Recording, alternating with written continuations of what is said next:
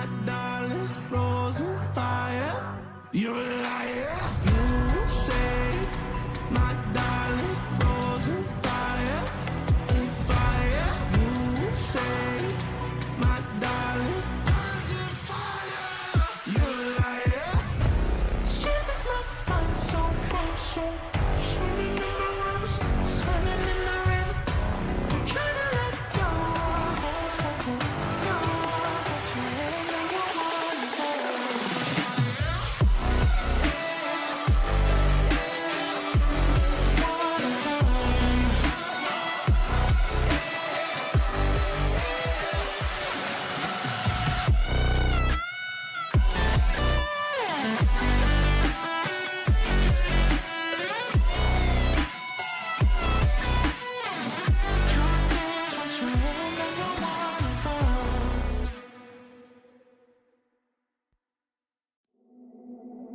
Hello, it's been a long, long time. Can't get you off my tired mind. Shadow, let the tape rewind and finally ease my anxious eyes. Oh no, I feel you creeping in, my body bleeding sin. I'm drowning. Heaven, can you save me now from these thoughts inside my head? Yeah, you are the devil, running through my mind. I can't get on your level. I swear to God I tried. I am not under your spell. Turn around and turn ahead. You cannot be anymore. Oh my God, you are the devil.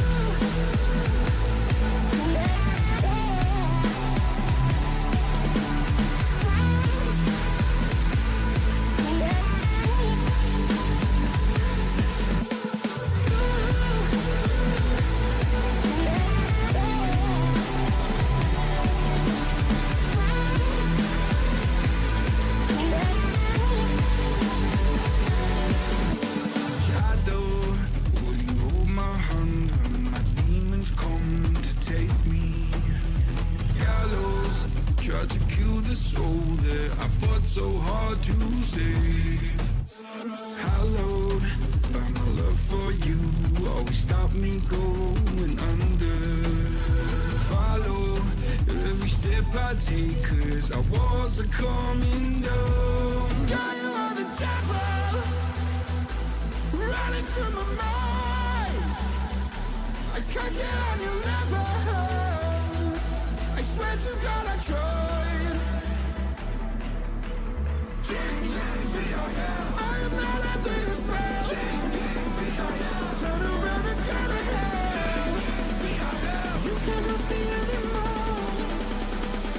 Oh my God, you are the devil.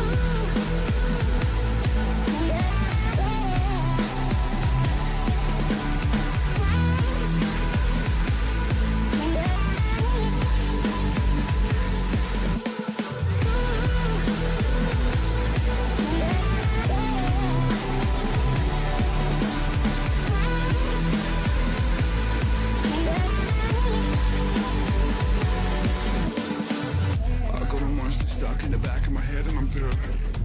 I got the devil inside me and everything there seems red. Vision's blurry, I'm in a hurry, my skin is starting to shed quick. Call up the doctor, swallow some pills, maybe I'll wake up in bed. I'm a disaster, can I move faster? Honey, I'm over the edge. No point in stopping me, I'm not your property, gotta take care of my ledge. My friends are dead, I'm losing my head, I gotta get off of these meds. I am unstable, willing and able, give you this body to pledge. Oh my God, you are the devil.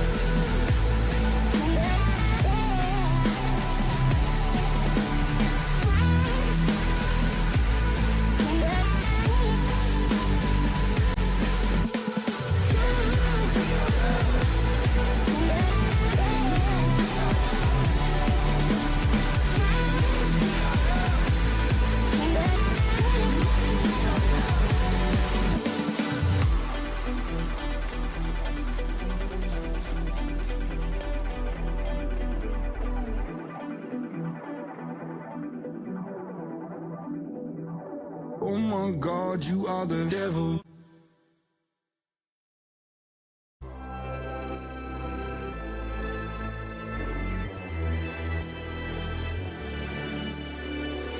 Best to give me your loyalty. Best to give me your loyalty. Cause I'm taking the world, you'll see. Cause I'm taking the world, you'll see. They'll be calling me, calling me. They'll be calling me, calling me. They'll be calling me royalty.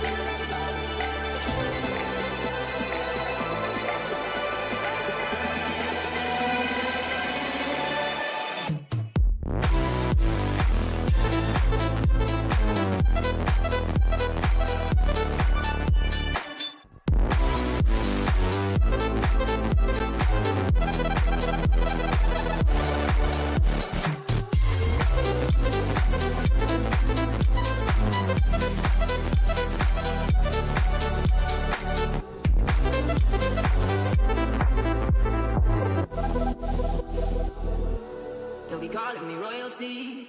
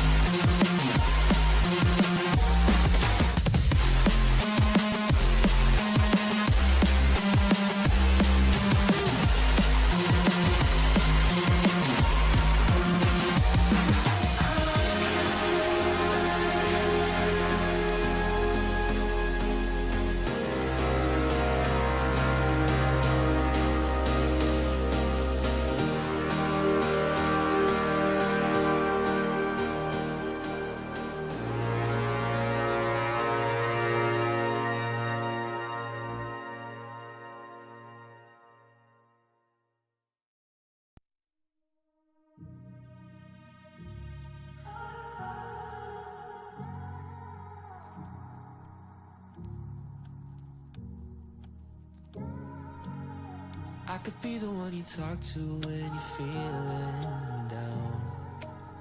I could be the one you run to when the moon hits the ground. I can say what I'm feeling, but the words just don't come out. If you ever feel lonely, girl, just know I'll come around. 'Cause I've traveled so far just to get to where you are. And I know that you're broken, but that makes you who you are. So pick up the pieces and show me you mean it tonight. I know what you're feeling, I see that look in your eyes. So pick up the pieces and show me you mean it tonight. 'Cause what I've been dreaming is giving you my best.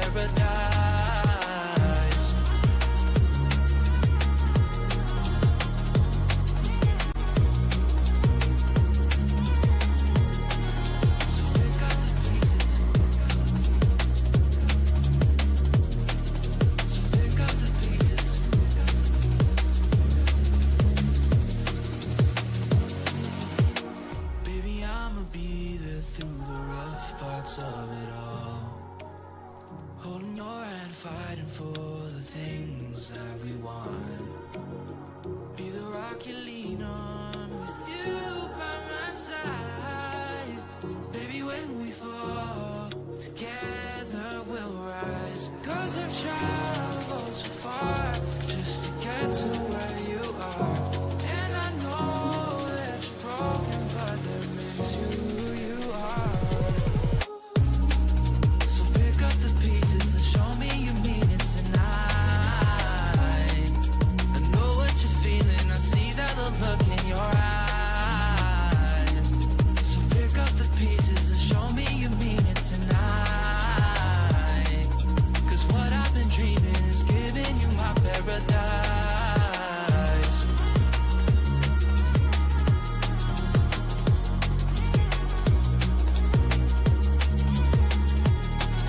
So pick up the pieces, so pick up the pieces, so pick up the pieces, so pick up the pieces. Show me you mean it tonight.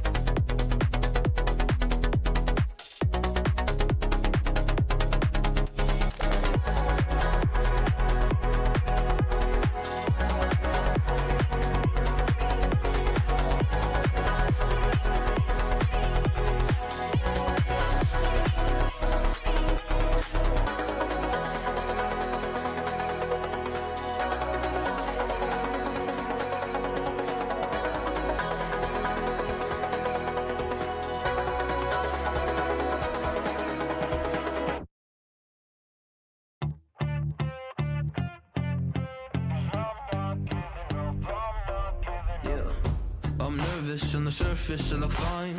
My brain feels heavy, my traumatized mind. And I'm so tired, I can't feel my eyes. Whoa, whoa. I'm petty, but I know how to lie. I feel feelings that I can't describe. I'm not breathing, but I'm still alive. Whoa, whoa. But I think I'll be alright, 'cause I'm not giving up, I'm not giving up yet. I feel that it's my time, so I'ma give it everything. I'ma give it everything I got. So I'ma give it everything. I'ma give it everything I got. I'ma give it everything. I'ma give it everything I got.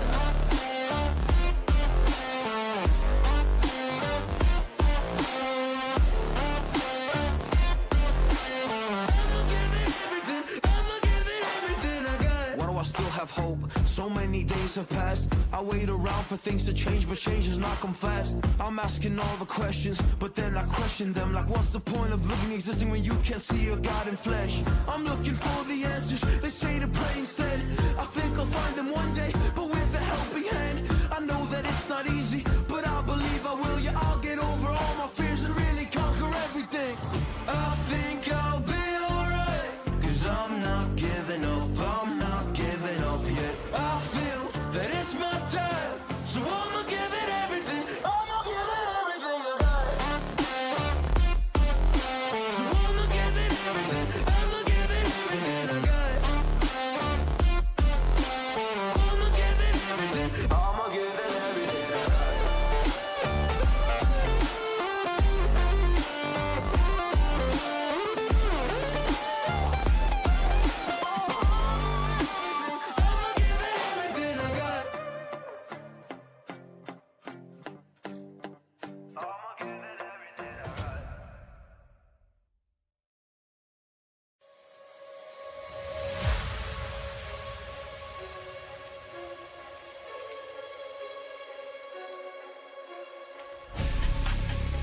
Well, this one is a knocker.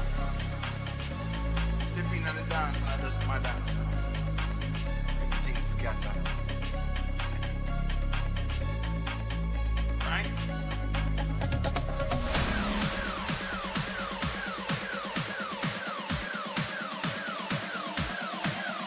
Right?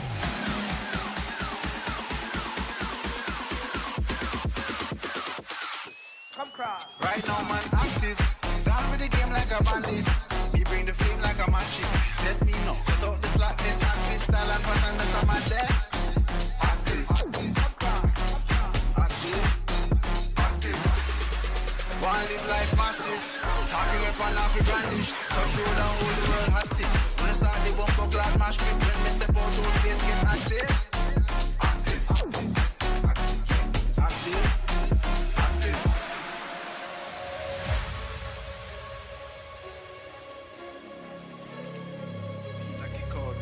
Hey, can you stand now? Clocks on the each side. Bad bitch on each side. Big splits chilling on the beach side. Run things where you feel like. Kick big. Have a carve out the peace side. Freestyle now, millions for each line. Too cool, man, I need ice in my beverage. Test this bigger, please find the exit.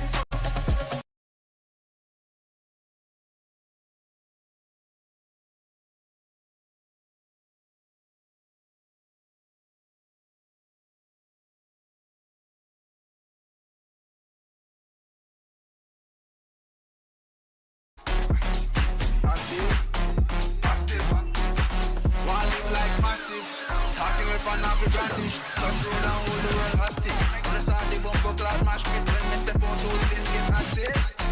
Active.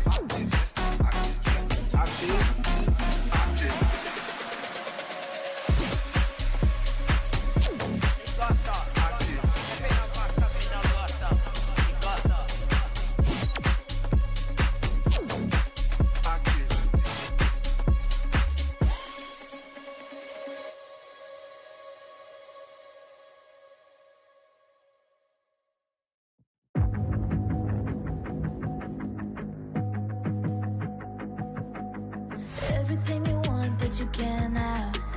Number one regret, no take backs. The hole in your chest, that's payback. Payback, yeah, you better take that. You could call me selfish and critical, I could take the blame.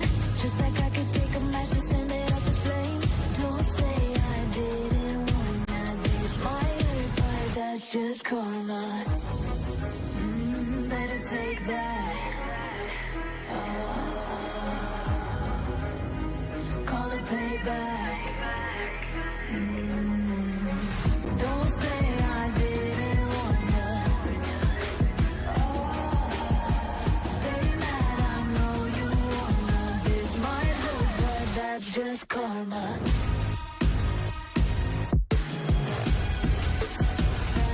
That's just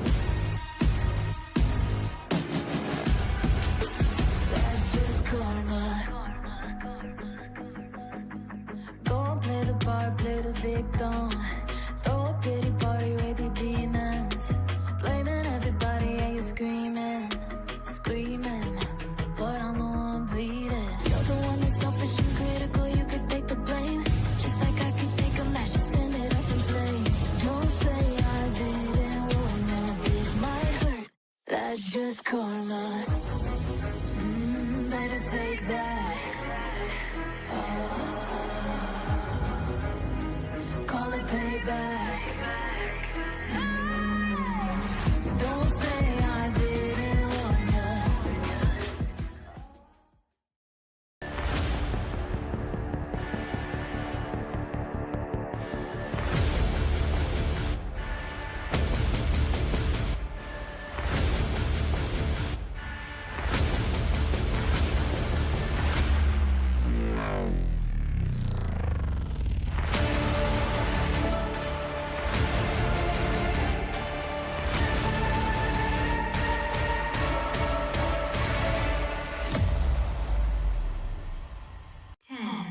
9, 8, 7, 6, 5, 4, 3, 2, 1.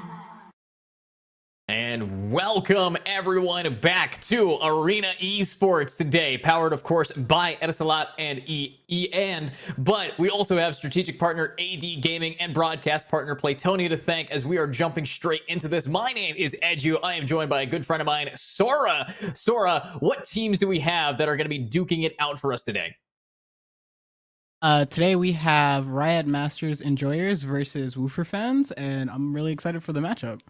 Yeah, another Dota 2 match. We've looked around at these matches for a while. I've been here with you guys almost every single time, joined by another co-caster of mine. But Dota 2, it's a fun game. It's a MOBA that you all love and enjoy, as we are going to be getting into a very heated match between these. Woofer fans actually previously competed and did not make it past one of these stages, so they are back with a vengeance and a lot to prove. So if they are going to be duking it out here, they are going to be duking it out against these Riyadh Masters. And unfortunately for Woofer fans, this team is pretty good. They're one of the handiest teams in the league in the MENA region. So I'm very excited to see what kind of DPS they're going to be going into with this, how much damage they can deal, and how great their positioning is, because Dota is a game that punishes you if you misstep once. But Sora, we got a little bit more to talk about. We have a prize pool on the roster as well for us to see how much everybody's actually fighting for today,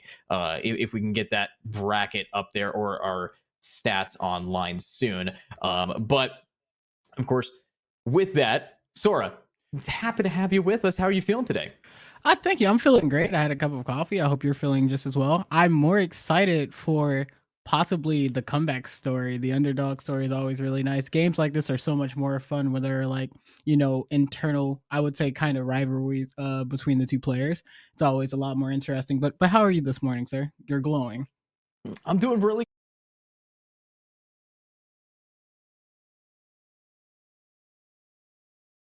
That's right. This single qualifier has first place taking away $650 and second place walking away with $300. So no matter what, there is a minimum of $300 just to compete right now. And here, of course, is our tournament roadmap. This is not a bracket. This is how many other individual tournaments, individual qualifiers are to get us to that grand sweet final that's going to be taking place in Abu Dhabi in maybe February, maybe a few months into 2024. But as you can see, we are nearly halfway done. If you guys were here yesterday when me and Time to Light were casting Counter-Strike, you would know that we have been doing this all over the place with a bunch of different games. So if you're a fan of Dota 2, Counter-Strike, Mobile Legends Bang Bang, PUBG Mobile, there is so many different esport outlets for you to get your fix of. So make sure that you are following Arena Esports and keeping up with the action here. But of course, this is just the Invitational Qualifier, the 2 teams that have to maybe find their spot in the monthly qualifiers number 3. And that monthly finals is going to be taking place in a few weeks here. But today is where we're going to be seeing these guys put those seeds down. And these 2 teams, I am excited to see what they can do. Woofer fans, I actually loved casting them last time. It was unfortunate that they weren't able to take this best of 3. But as we have a best of 3 for us today, I think that there is more than enough time in Dota to learn your enemy and make sure that you are able to crush them. But Sora, my question for you is, are you ready to see some Dota 2 action?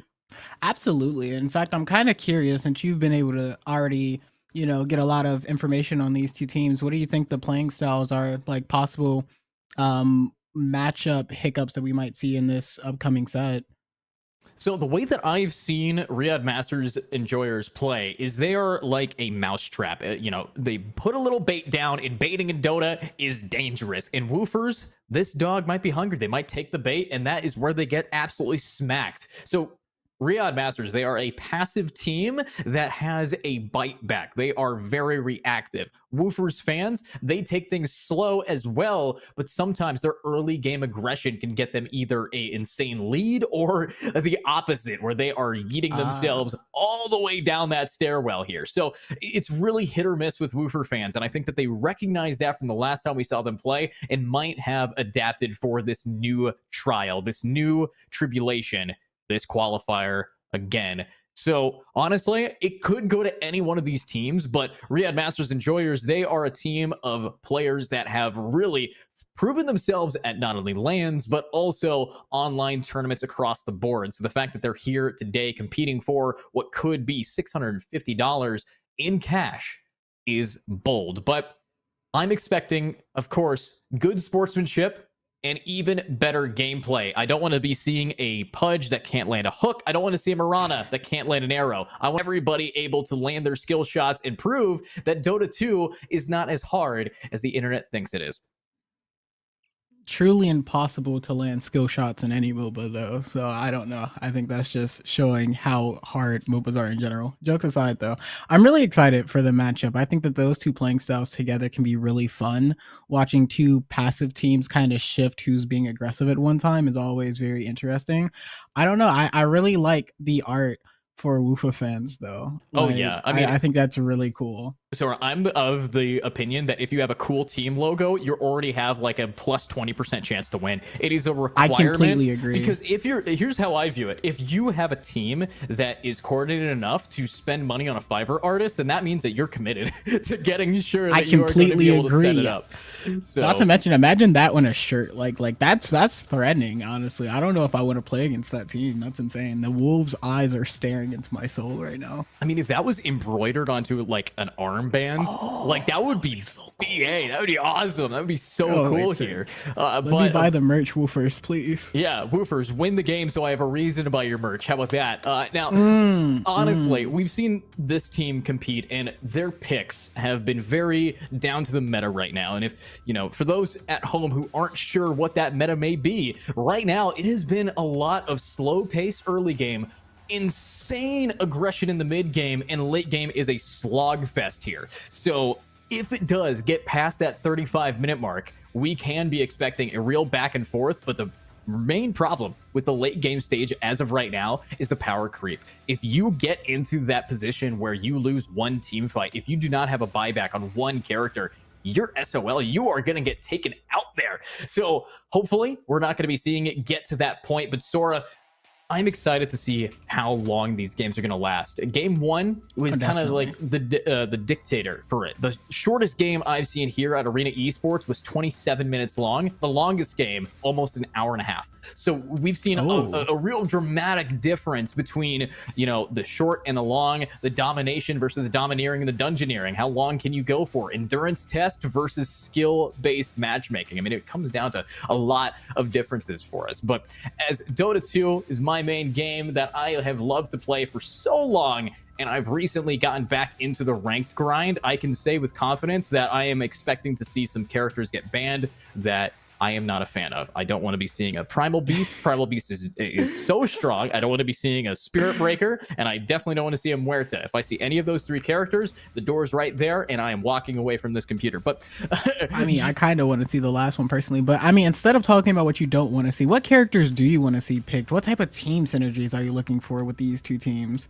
So one thing that happened at the finals, the International 2023, happened recently. It was a Pugna, this little imp that honestly had this amazing ability to have so much pocket healing for his team. At the sacrifice of his own HP, he can life sap into not only taking life away, but also giving it back. And Pugna has been meta for so long in the high levels because of how powerful he can shut down teams. The slow he brings, the crepify, take more magic damage and die is always nice to watch. But Pugna, I need to see on this team. And to synergize with Pugna, we're going to have to see some kind of, you know, combo of, you know, real physical damage with real magical damage. That would be someone like Luna. Luna's ultimate, very powerful in a team fight and so strong to be looking here. But as we got about 2 minutes till game time, I also want to be talking about other things that you can find out here at Arena Esports. Make sure that you can just keep following, keep up with all of our pages, and then we have a wonderful Facebook page. You can also follow us on, you know, YouTube. If you're watching us live on YouTube, you can always go over to one of the other tabs, the live tab, and make sure that you are having notifications available. But with that in mind, with how this Arena Esports event has been being put on by all of these wonderful people, I can't help but say thank you to everyone who has stuck around week after week, month after month, to make sure that you are getting the best esports, the Arena Esports, powered by Etisalat and EAN. But this is awesome to be here. And honestly, when it comes down to how a MOBA functions, and when I was casting Mobile Legends, if I'm casting League of Legends, if I'm casting Dota 2, it's all pretty similar in the fact that I don't want anyone to fall behind too fast, because as you will know, snowball effects are real. It only takes one snowball at the top of a mountain to cause an avalanche.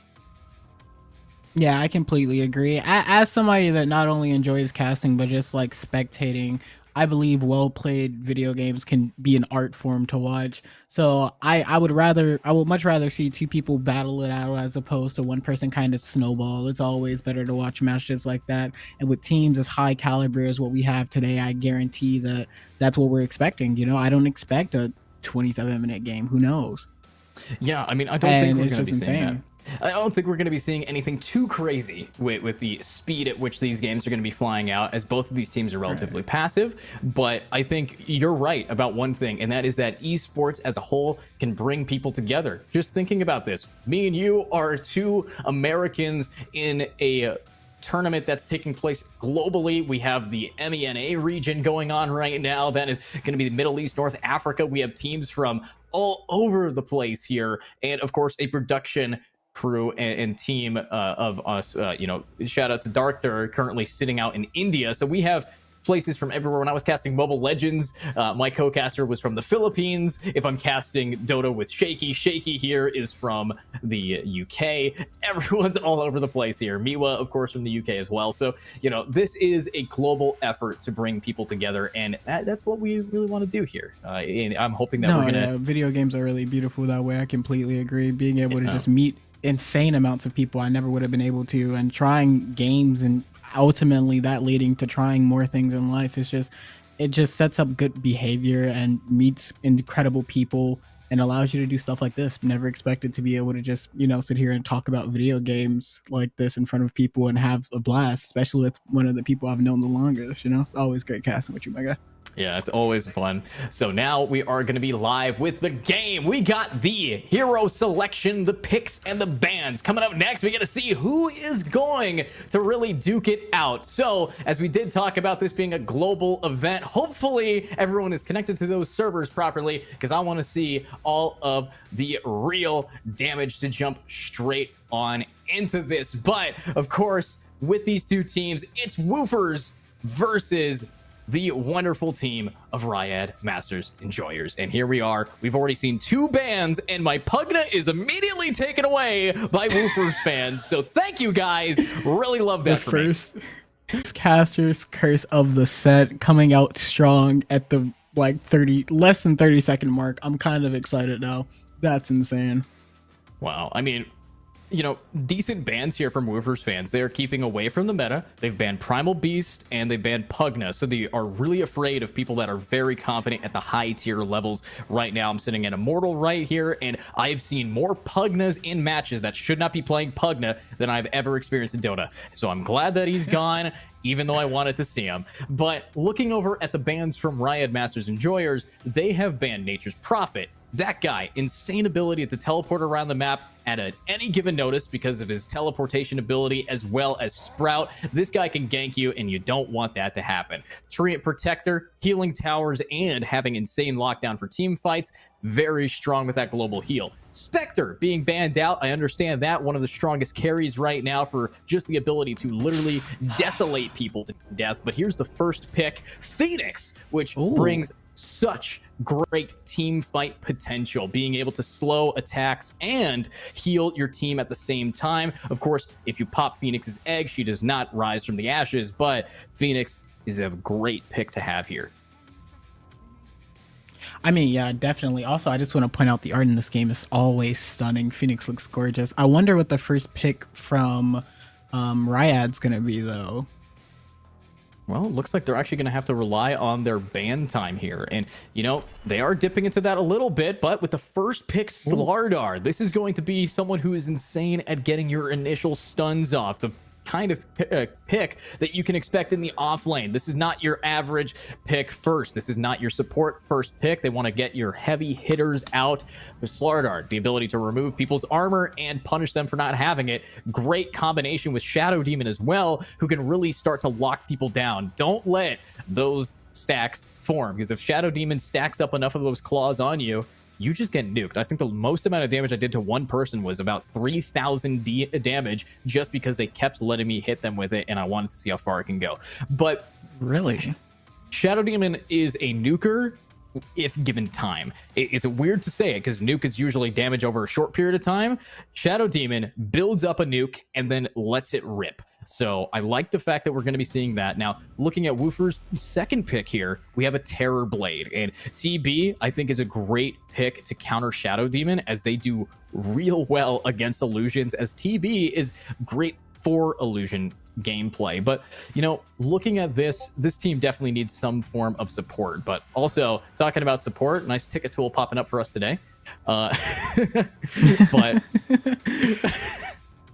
But of course, next pick is actually going to be that support. This is your pause for Roamer. This is going to be Hoodwink. Now, Hoodwink can be a mid player. The funny thing about Dota is any character can go into any lane. So, seeing this little fox, I'm a bit scared for Riyadh Master Enjoyers, because Hoodwink could either be a right-click core or a stun support. So, very interesting picks.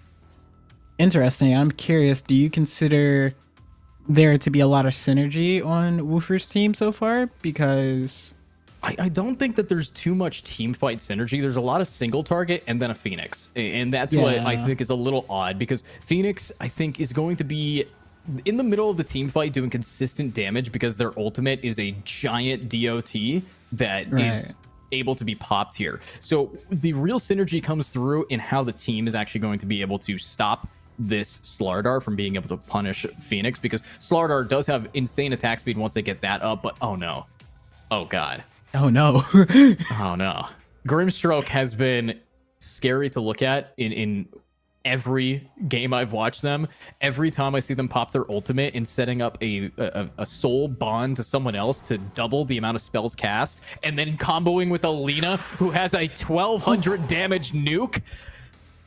Okay, if you're Woofers fans, you're gonna need to pick a tank. You have a squishy team right now, and if you don't pick a decent tank like a Bristleback, a Centaur, War Runner, maybe even an Axe, you're gonna get axed. You're gonna get absolutely dominated here. You need somebody to take the front line damage away, and no matter who they pick, Slaughter is gonna be able to melt them anyway. So this is a real rough position for Woofers fans, at least in the Agent Select. This is not the second they might snowball early. They could try to bounce away, but you know, if you set yourself up for an advantage, Riyadh Masters Enjoyers will take it.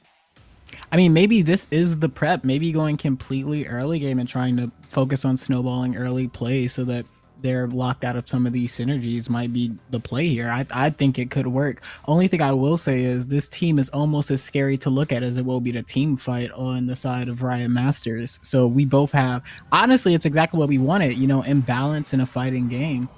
Ooh, and I said they needed a tank. There we go. Probably the best tank for the position. Centaur War Runner. So strong right now because of their Aghanim Shard, the ability to hit someone with their axe and then double the strength they have. I think the most amount of HP I've seen is during the International 2023. Centaur War Runner was walking around with 23,000 HP at one point because they just kept hitting their axe on people. And for reference, the average amount of HP that you can experience in a 40-minute game is 3,000 at best. So yeah, hard to kill and definitely hard to stop. But the one thing about it, they have so many stuns on the side of Riyadh Master Enjoyers. They have so much CC, and we don't really see much CC outside of Centaur, outside of Hoodwink for guarantee stun. So I think that their final pick is going to be their mid, and that mid is going to have a ton of CC.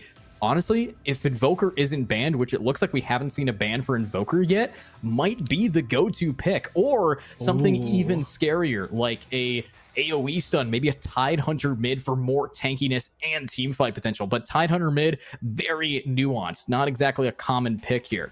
But oh, look at that read. The ban on Invoker from Riyadh Masters doesn't even get to happen. The IGL for this team is reading Woofer's fans like a book right now. And if they're not too careful, we're going to have it closed before Chapter 3. This best of 3 is going to have some real issues.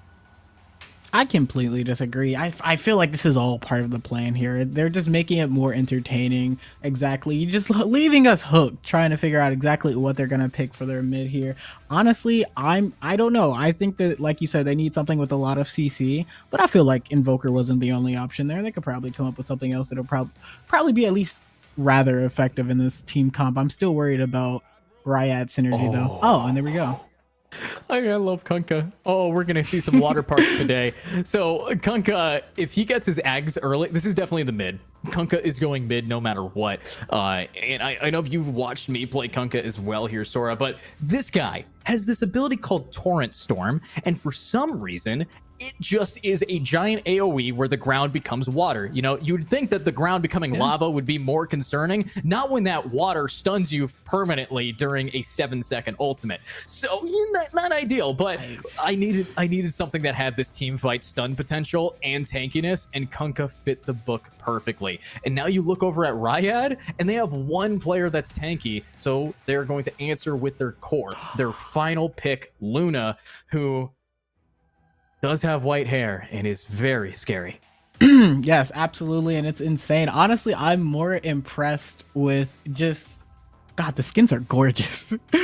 I gotta do my job, but the skins are gorgeous. Oh yeah, these are definitely some expensive things to be walking in here on. They have spent their reward money. Prize pool today, $650. Second place guaranteed $300. That's enough to get yourself a whale hook and a half. So this is going to be very interested if you're a fan of some Dota 2 items. But Unfazed is unfazed with the skin market, currently walking into here with no cosmetics on Grimstroke. Hopefully the baby-faced Grim is going to be able to become a baby-faced blaster running around and bonking them. But As we are jumping straight on into the game, I want to say that I am more of a fan of Woofer's team in their later picks. I think Luna is a decent lock-in here, but you're going to have an issue. You have nothing to shut down these tanks. There is only one person, the Slardar, and if they get locked out, they are not going to be doing well. But as we get into the first moments of the game, they are rushing it down. They have smokes popped. Surprised that we haven't seen any smokes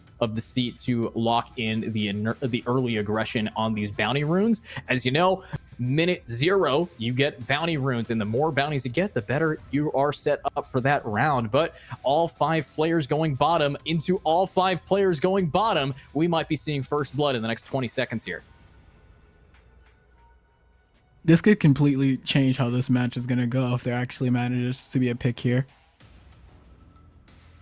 Oh, but I like the position. They're kind of waiting for someone to go, but they have no idea they've been flanked. They don't have wards up. They don't have any info. It's too early for that. And now the high ground advantage is going over to Woofers. And what a stun! Beautiful start. They are doing so much, but a triple stun coming out from the light strike array, and they're keeping it going. But that is a dead Lena. First blade to blade Moose. And there's another one. 2 kills with 27 seconds before the game starts is just bonkers.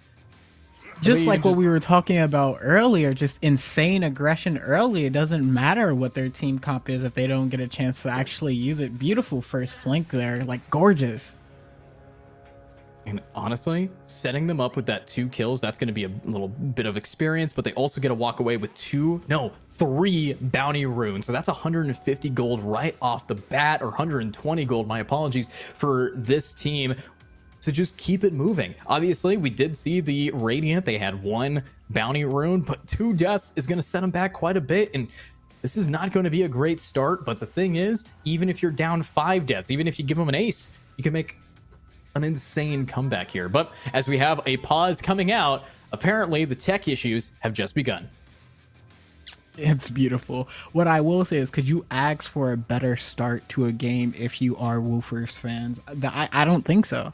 At this rank, at this caliber of gameplay, no. I think that it's very uncommon to even see first blood at this point, because, you know, usually you're able to trade blows, but the power that we saw really came through with the fact that Hoodwink has insane early game right click damage, just a lot of base right click. So that's helpful. The stun from the Centaur does 150 damage, plus it got the multi stun off. And unfortunately, this team of Riyadh is squishy as all get out. They do not have the kind of fundage that they need. But as this is the mid lane, and this is the slowing down of the game, as they just need to focus on getting last hits, I think that this is where you're going to be seeing a little bit of a change up, because Lena versus Kunkka, I believe Lena takes that fight mid easily because of the range difference and the fact that you can just drop a stun on him every 2 seconds.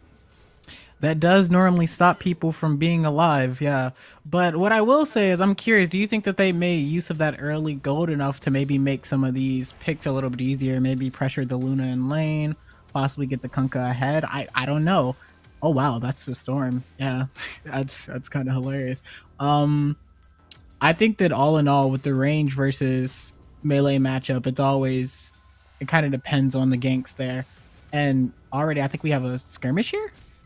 Yeah, they're just going for a lot of harassment. As you can see, the lane is getting super zoned out here in the off lane. Blade Moose is having free range of the right click, and Hannibal is doing the best that they can to right click a Centaur, but that is like trying to, you know, butter toast. I mean, it's like, yeah, it's not going to do much for you. But you look over at mid, and the one thing I say about this is, yes, Lena gets easy harassment down on them, but so does the Kunkka with a few levels on their belt. Their Tidebringer is the extra range they need, but zone wise, they are getting completely forced out. And yeah, they're doing a great job zoning, but how is the last hit department? Lena currently is kind of going back in the middle of the board when it comes to the last hits and denies, which at the end of the day, you can harass someone out of your lane, but if you can't get the creeps killed, then you're just not going to walk away with any money. Yeah, you're completely right. But I mean, hopefully there's enough. This is early. We can still see Luna possibly climb back up. I'm more concerned with just possibly denying farm and gold to kind of balance it out, even if it keeps them relatively low and you have to sacrifice some CS for it. I still think it's possibly worth it.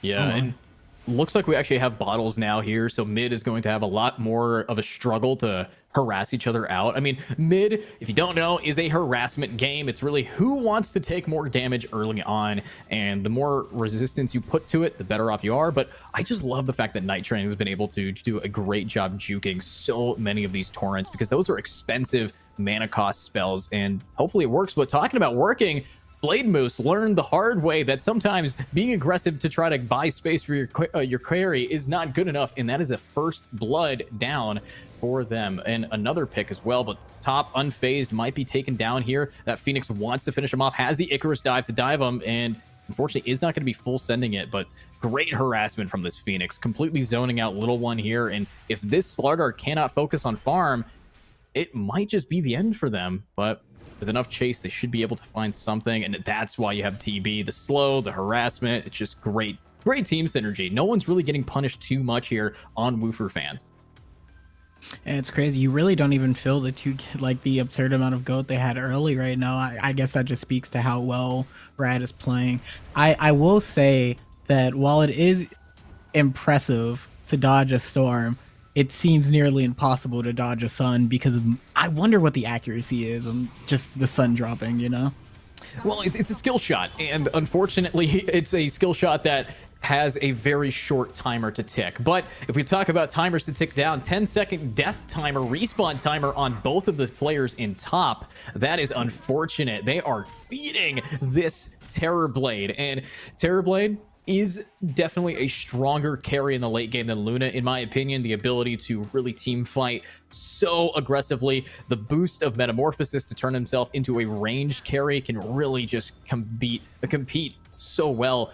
And looking at mid, Lena's actually been taking over all the way up a full level right now, and bottom though still doing well. So if you're Lena, you need a gang for your team. As the second you get your ultimate, the second you get the 6, I don't see you in another lane and you just keep trying to like slow down this Kunkka, it's going to be too late. You're down to 5 kills and 2k net worth.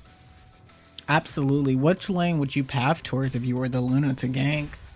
If I'm the Lena, I would definitely need to go off lane, because you want to try to shut down this Centaur before he becomes unkillable, which is so fast on that character. You can try to go top to slow down the TB's farm, but unfortunately, it's just so hard to kill a TB in the safe lane unless you have a 4-man gank, which I don't think we can really have this Grimstroke leaving Luna right now, as Luna's been having a big issue bottom. But talking about big issues, that is a very low Slardar and an even lower Luna in this lane, and the harassment's just consistent and consistent. Woofers fans, this aggression is great. But as I called it, this is a team, Riyadh Masters, that is that mousetrap. They are okay with you taking the bait and having an early bite of cheese, but you're not going to be able to cheese your way through if this Slardar gets online in time.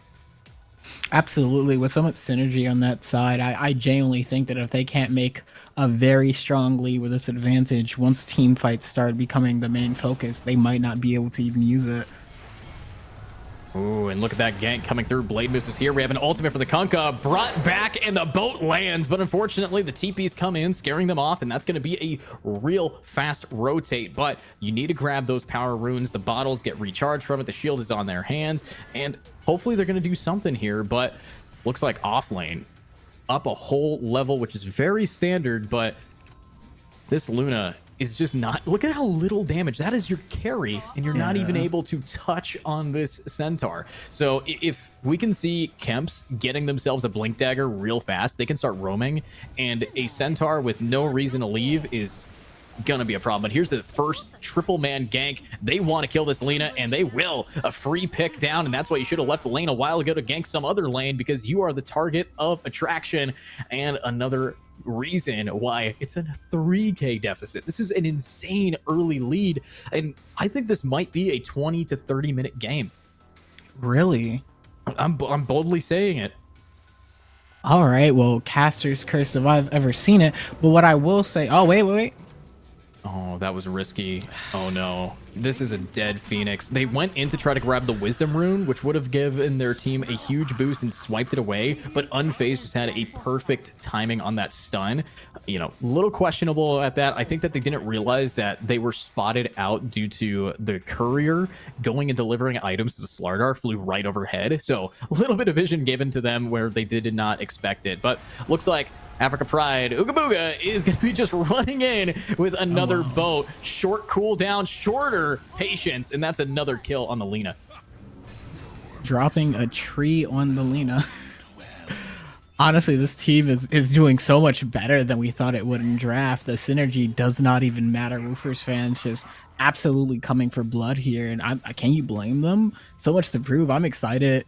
Honestly, this could be the start of the set, or possibly this could just be the bait that you were talking about earlier. I mean, this 3K lead seems like a lot now, but who knows? It only takes maybe just a little bit of macro, I would say, and some well-earned team fights to possibly turn it around. But I won't say 30-minute game for sure. I still think this has the possibility of being a 40-minute if the team manages to bunker down and possibly get some of this goal deficit back. Yeah, if they're going to do that, though, they need levels. Right now, the Grimstroke's still level 4 at the 8-minute mark. They are so behind. Good luck with that. And, oh, I love the play from Blade Moose, using their courier to give them vision of the high ground to destroy some wards. Smart plays from that. It is a risk versus reward because you can't get your courier killed, but I honestly just like what we're seeing with them. They're versatile, not only in their characters, but every aspect of the game. And now Kemps, level 7 free reign, should be having their Vanguard soon. And Vanguard makes it so Luna, if you couldn't do damage before, you're not going to be able to do damage anymore. Slardar is going to have to start moving around and getting some ganks ASAP, but they still need their Echo Saber, and that's roughly 1,500 gold away.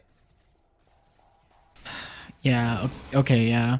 I mean, 4 legs, 7 levels. Honestly, scary to see that coming at you at the dead of night. I would be afraid to be that carry.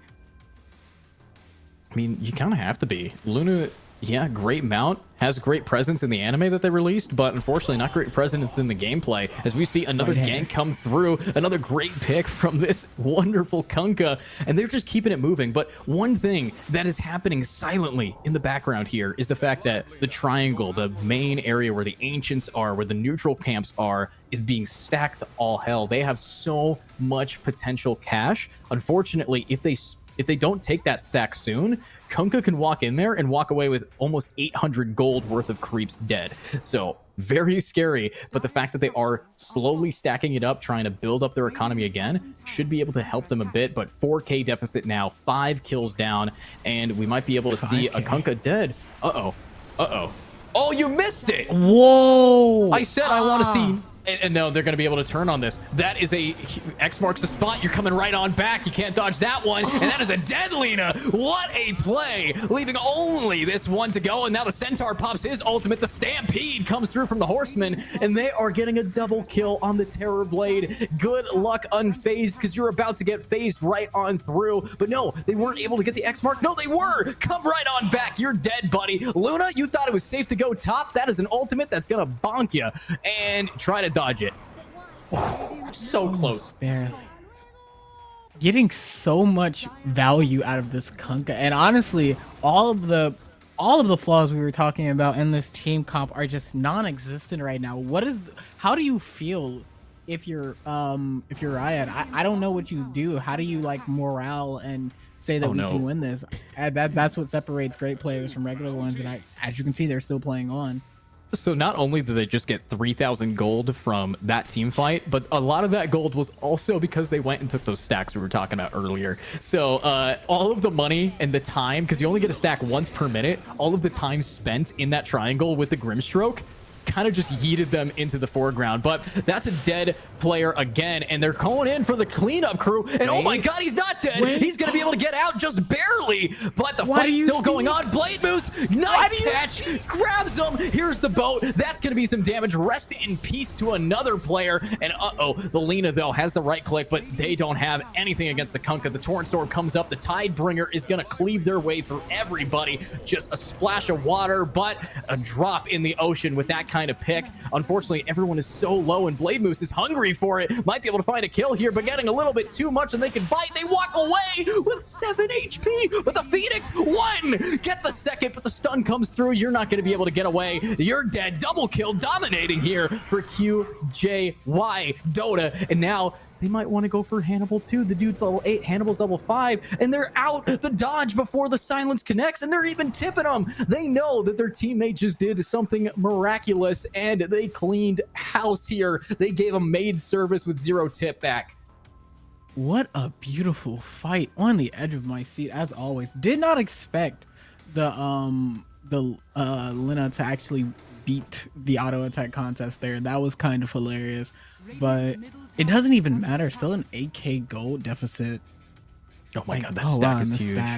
Yeah, and it's a Kunkka, so Tidebringer plus double damage. Yeah, that entire stack's dead. Yeah, so much money. That's gross. This is exactly what he did to the Radiant stacks, and there's the Ancients. That's about 1,000 gold worth of creeps just sitting there for the Kunkka, and if he can get a Blink Dagger, which I don't even know, I think he's really close to a Blink Dagger here, should be able to lock it out. But I'm thinking what we can expect is some great gameplay. Has the Blade Mail going for Ags. We're going to be seeing a water park, and that means that we're going to be seeing a team fight get won every time by Woofers unless they can do some insane pick off early. But it's hard to pick off a character with Blade Mail without killing yourself, so good luck with that one. Absolutely. I mean, and they're getting so much value out of X marks this spot almost every team fight. It's insane. It's why you max it. You know, you don't even have to get levels in Torrent. It's really only there for the stun. You get X mark. It's Disruptor is another character that has an ability similar. Glimpse. It's just the glimpse, but controlled. You get to know exactly when you bring them back, and that allows you to time it well with the Torrent. Torrent takes exactly 1.7 seconds to come out of the ground and stun someone. So if you know your timing, which any good Kunkka does, especially here at Arena Esports, you're going to be seeing it. But here's the smoke gank. They're looking for the Lina, and that Lina is going to be running into some real problems, but top tower has fallen. This is rough. You compare farm.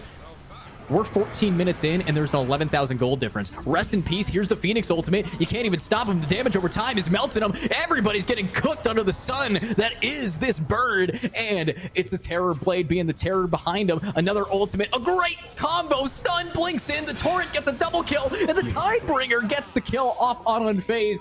That is nearly a team wipe, and I got to ask the question, where is this Slardar? You are the tank, and you are the last player to even be in the vision of anyone. Look at the gold difference. And what I will say is we talked a lot about character synergy, but I feel like this Kunkka and this team is just showing us how more important team synergy is. Every single time someone lands a CC ability, the chain CC is always beautifully placed, nothing's wasted, and then they always still have enough damage to go through and kill. You can tell this team plays together, and they've already worked on these callouts, and they just kind of know when these people are going to use their abilities and set themselves up. Like, stuff like that does not happen without time and work, and I really just want to like appreciate that, because that takes skill. Yeah, the fact that we're at the 15-minute mark with a 20 kill pick here, actually 15 minutes, 14 kill difference. We are seeing them now go for the ganks, and oh, they actually spotted out the player, but they didn't realize it yet. That is a Terror Blade turning himself into a pig and running the hell out of there. So getting out is insane. They put so much time and effort. Every time you do a smoke gank, you are sacrificing roughly 200 gold per person somewhere else that isn't a lane to farm, trying to get a kill. It is risk versus reward, and that is a level 13 Kunkka spotting out a level 10 Lina, level 7 other buddy. This is rough. This is where you kind of just let him end unless you, or at least start sitting high ground. But that is a big ultimate. The double banish comes through thanks to the Grimstroke. But talking about Grimstroke, it's making a grim error in their ways. Should be able to get out. Nope, stunned, and bonk. That axe comes down, and it's just rough. Wonder what the health is already. I honestly, at this point, no, I don't know if either one of us was right. I hope it makes it to at least 20, but I feel like this is just a great learning experience. It really showed Riyadh that Woofer is not here to play around. You know, like, bring your A game. Absolutely. Match me in champ select. Possibly, I wonder if this is going to affect the bans that we see next round. I mean, not to say this round is over. Obviously, anything can happen at any point. But if maybe those are the thoughts that's going through your head if you're a player, like, okay, maybe I might want to ban the Kunkka out. Who knows? Definitely. Point in time. You're banning Kunkka. You would rather have them have an Invoker than Kunkka. An Invoker has so much more, but the thing about Invoker... Invoker does have a higher chance at missing because they have 15 more spells, but still, you know, it works though. But looking at this, I mean, 15,000 gold deficit. I don't, and that's a dead player again. Maybe no. Lena's coming in. Yule Scepter comes off. That's a huge item against Kunkka. The complete counter pick for it, and that is a beautiful timing. Lena, take notes. That's how you stun out of a Shadow Demon banishment. I mean, come on. The fact that the synergy from the enemy team is better than the synergy in your picks tells you that maybe it's not what you ban, but it's what you lock in. Don't pick Shadow Demon next round if you can't synergize well. And I know it sounds harsh, and I know it sounds a little bit mean, but what's meaner is the fact that you guys are down 15 kills. It is a 16k gold deficit, which is almost 1,000 gold per minute, which is kind of hilarious.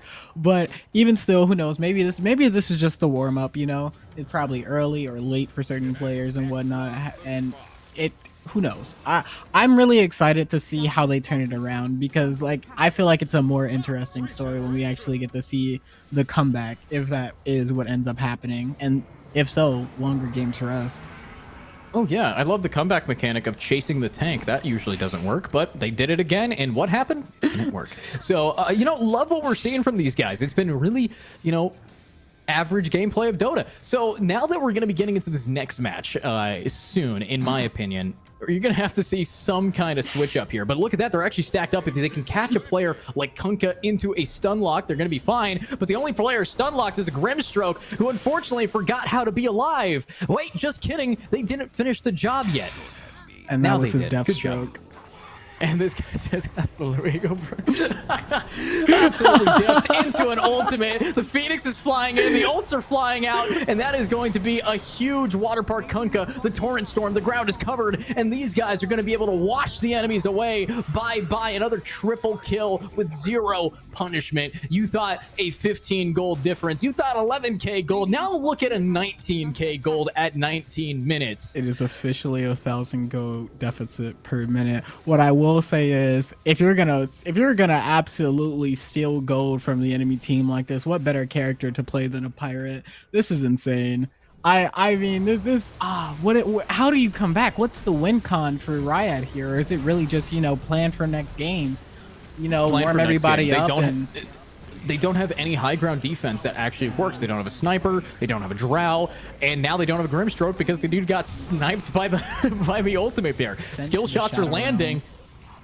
Oh, talking about Shadow Realm, the banishment comes through, tries to save the Lena, but again, you just killed her even faster. Well played, leaving another tower to fall, taking the Barracks here, and no way, grabbing the Luna, and that should be a free pick as well. Nice core. Glad you walked out of the jungle for that, but here we go, another clean pickups, but everyone's so low, and if only there was a single player left standing that could do enough damage to clean it up. But here's the Phoenix, and everyone's going to be brought back to full soon. Stampede's coming through, and rest in peace to the Shadow Demon. That's another one that cannot do it, but wait, we might see Kemp die. Yes, finally, we see a pick. It only took them 7.5 minutes to get the trades, and everyone on that player's team does it. But that is GG called so fast. Wow. And I don't mean to be toxic, but Woofers just bit so much harder than they barked in the last qualifier. So game 1, we're seeing Woofer fans decimate.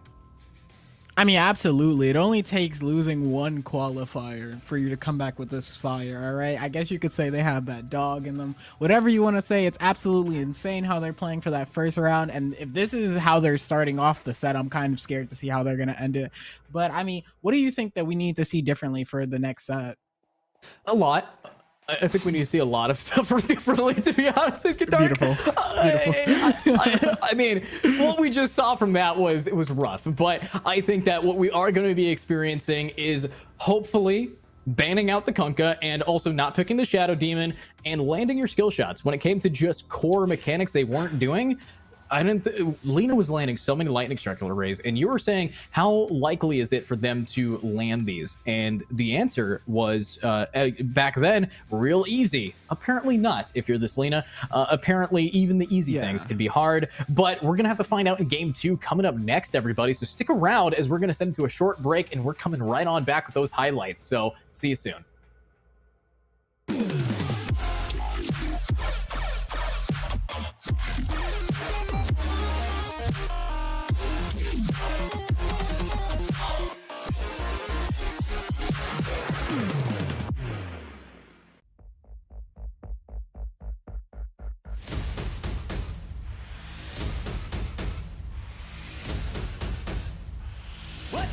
this Abu Dhabi!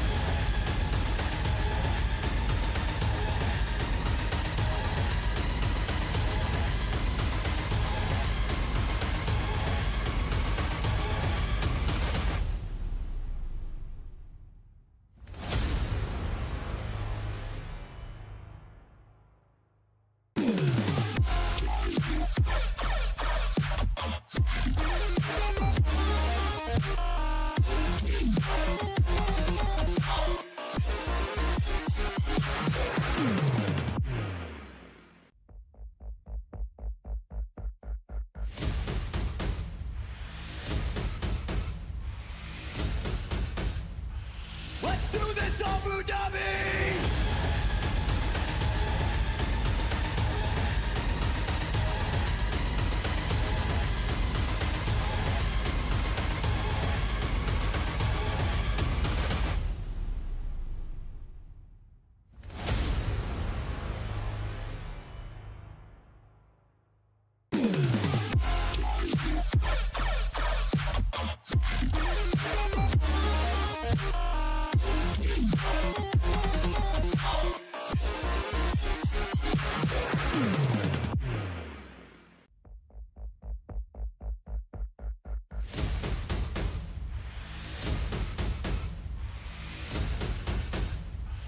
Let's do this, Abu Dhabi!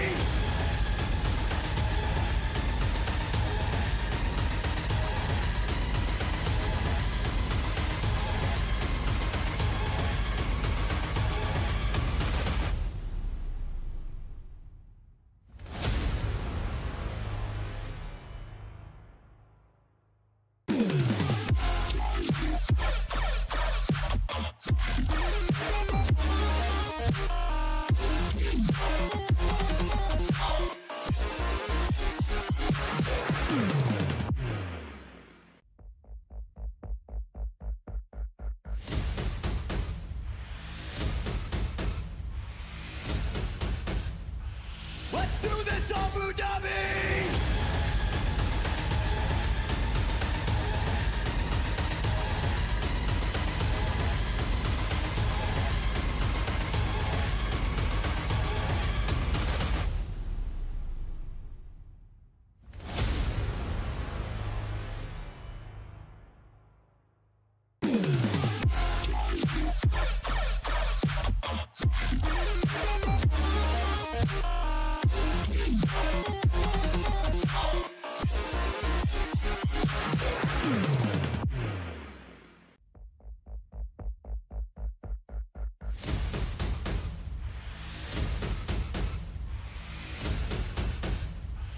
Let's do this, Abu Dhabi!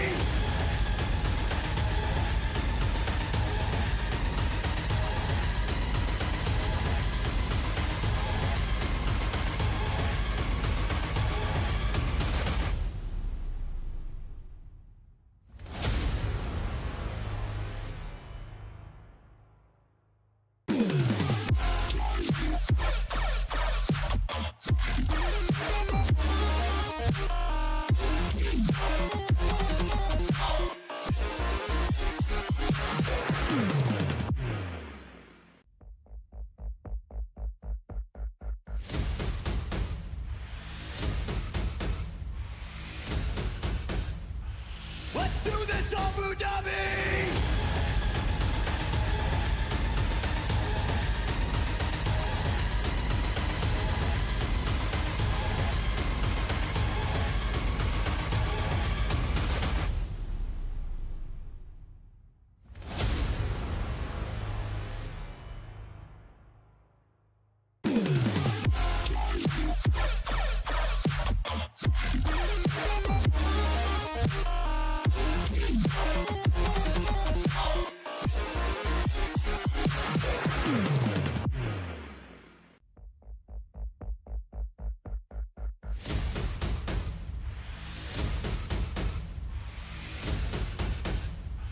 Let's do this, Abu Dhabi!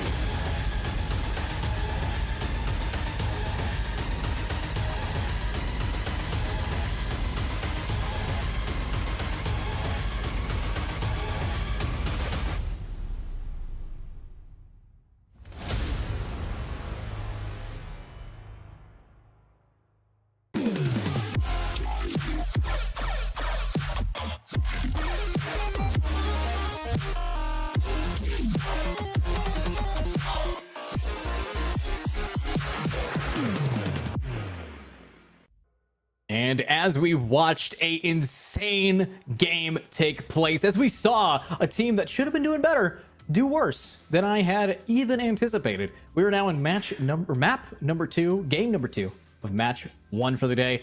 Our only best of 3. Woofer's fans, they are barking up the right tree with this kind of gameplay. So Sora, looking at what we just watched there, I'm concerned for Riyadh Master enjoyers. I don't think that they're going to be going to the Riyadh Masters anymore with that kind of gameplay. All right, so I had a theory over the break, right? What if that entire first match was the bait, right? And they want them to lower their guards, and then this match is when they actually go in. Like, because if so, the mental stack there is kind of insane. Jokes aside, I think that the first match is just kind of, in most sets, you're filling the other team out. You know, maybe they were like, they watched their last performance and they saw that maybe it wasn't up to par, that they felt that they needed to absolutely try. But there are some things that we saw that definitely could have been fixed. There was a lot of crowd control not being chained correctly, and I don't know, it's just there's a lot that could be changed here, and I think that it's just one of those morning type things, or just you know, warming up, as opposed to possibly just like a complete another team difference. But what about you? What do you feel? Well, I feel like if that was their attempt at a warm-up, that's like putting a egg in a microwave. It's going to, you know, yes, the egg gets hot, but then it explodes and nothing happens outside of that. So, you know, a little bit disappointed, to be honest with you. So as we see from our production, they might agree. If that is the bait, then this is going to be catching a very unique fish. This is going to be very interesting. You know, they're going to need a bigger boat. They're going to need some bigger bait, because you've got some sharks in the water and they are in the shape of some wolfhounds. They want to be eating up everyone here. So looking at the next thing, I want to first off see some of the highlights that we saw in our game number 1. I want to know exactly what win it and what won it and why it was the Kunkka, because I love Kunkka. I think I have over 300 games played on Kunkka, and I will say that is almost flawless. I don't think he missed a single torrent with X-Mark combo. So when it came to timings, I mean, we're looking at the next Arteezy here. So this is going to be very interesting to see what pulls through. But let's find out if I'm right. How many of these plays will be because of a Kunkka? Well, this is just the first blood, the double kill that set him up. Which is such a beautiful start to a game, by the way. This was remember this. This was the snowball on top of the avalanche mountain. I mean, just completely there was Kunkka. dominated. Oh, wait, here's Kunkka. Yeah, nice miss. Yeah, the missed sun. And then Kunkka shows this is how you land a stun. Bonk. Come on. Such a skill diff. I could watch the X marks the spot plays just for like 24 hours on YouTube and be content, because it was so satisfying. Oh yeah, let's see another one. Hey Kunkka, you want to go around and do it for us again? Just has to find the end, and boom, into it every time. Every single one of these plays, aside from the first 2 kills in the game, Kunkka wasn't there. Looking at the scoreboard here in a second after we get done with the highlights, I'm going to be seeing a Kunkka with at least 10 assists or at least like 20 kills. It was even crazy. Had the nerve to early in the match say, wow, he's really getting zoned off this farm. The Lena has an entire level lead. How naive. And then that triple gank came through, though. Yeah, they recognized that. The only problem they had was mid, and they immediately answered it. And oh, that was a missed torrent. Oh, but this isn't a missed boat. Bye. Oh, what a stun. Great Yules. I mean, and here's another X mark. Oh. The way, why would Luna TP in there? You have your entire team there.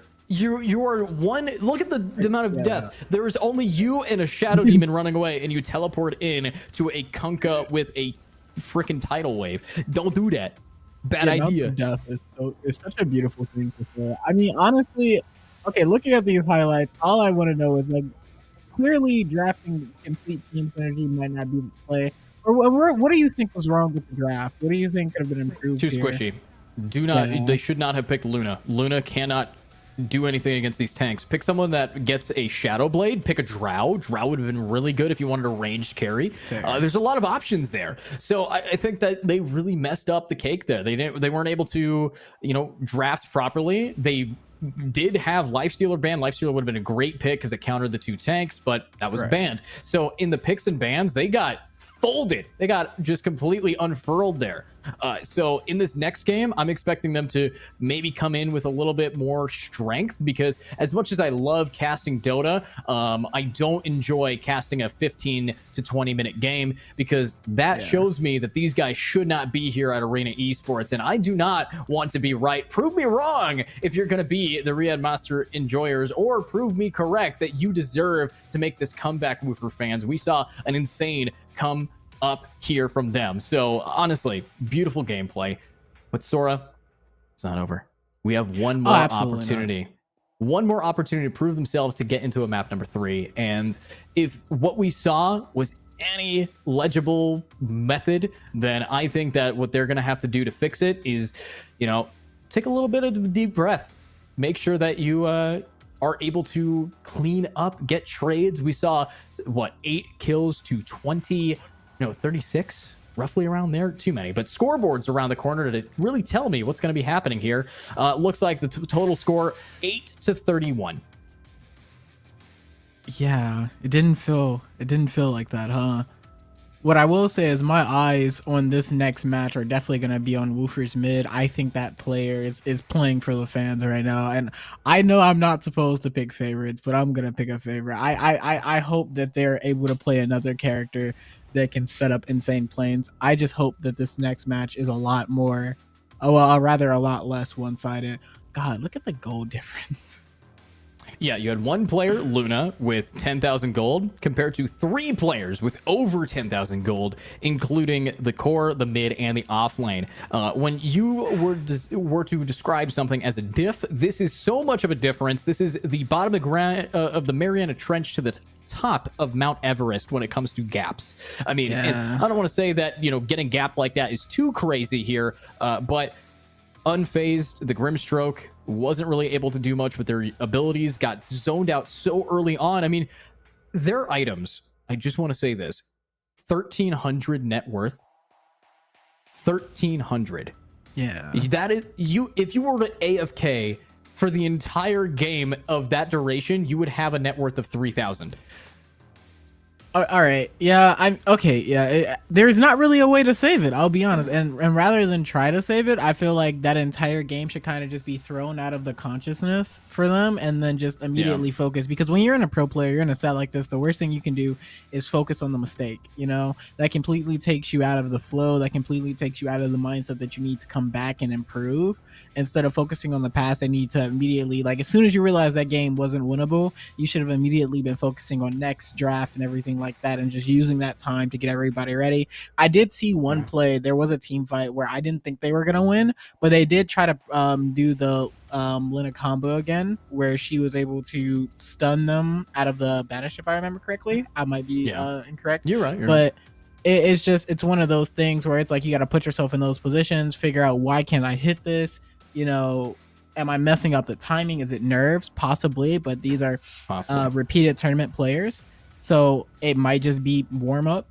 And I feel like the only way we're going to be able to tell is with this next game.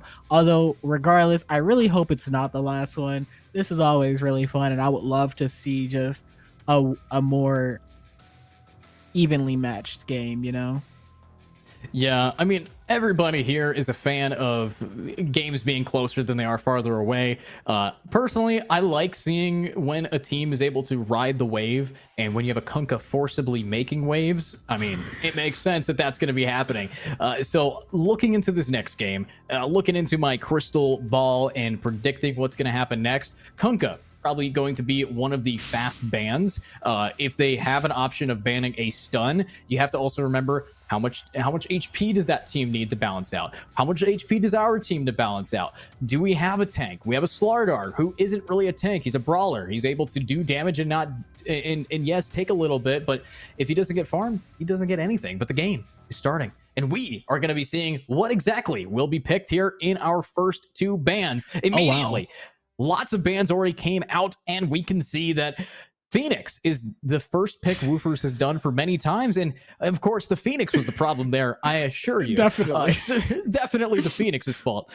So banning that, I think, really just sets them up to try to do something different, but they banned the Grimstroke so they could pick Treant, which I think is a odd choice, as Grimstroke is very strong, and that's a Venomancer who is going to be slowing them to the point where walking is optional, dying is guaranteed. I really hope that they don't decide to pivot from like a very squishy team to like an extremely tanky team with no damage. That's kind of gonna scare me. You know, like just like I said, you don't want to overcorrect, and that normally comes from like a mindset of, oh, we just lost. Looking at these bans, I'm wondering if they're gonna take out any of the actual problem picks from the past, or maybe, like I said, they aren't even worried about them and it was just a fluke, or at least that's how you feel. I mean, forcibly taking out one of the bans for the Kunkka might just not be worth it here. Yeah, you're gonna have to wait and see what happens. Unfortunately, you do have to use up a lot of your bans before most characters are even picked, so it's a lot of prediction. And when there's 130 plus characters, 150-ish characters in Dota, you know, you're really trying to just not draw the short straw in the picks and bans play here. So hopefully we're gonna see something. But the fact is, I agree with you 100%. I think that the analysis of, hey, don't go too tanky and have a lack of damage, because Treant is a perfect example of a tank with no damage. This is a support that doesn't do a whole lot, and Hoodwink is back online, as we remember, insane with the skill shots, landing almost every stun. Their ultimate was taking out 50% of damage on any squishy character every team fight. And we're about to get into 4 picks or 2 picks back to back here to really give us a clue as to what Riyadh Master Enjoyers is actually planning on doing. It seems they're not even sure about what they're planning on doing here. Hopefully, what are you expecting to be picked with the Treant Protector?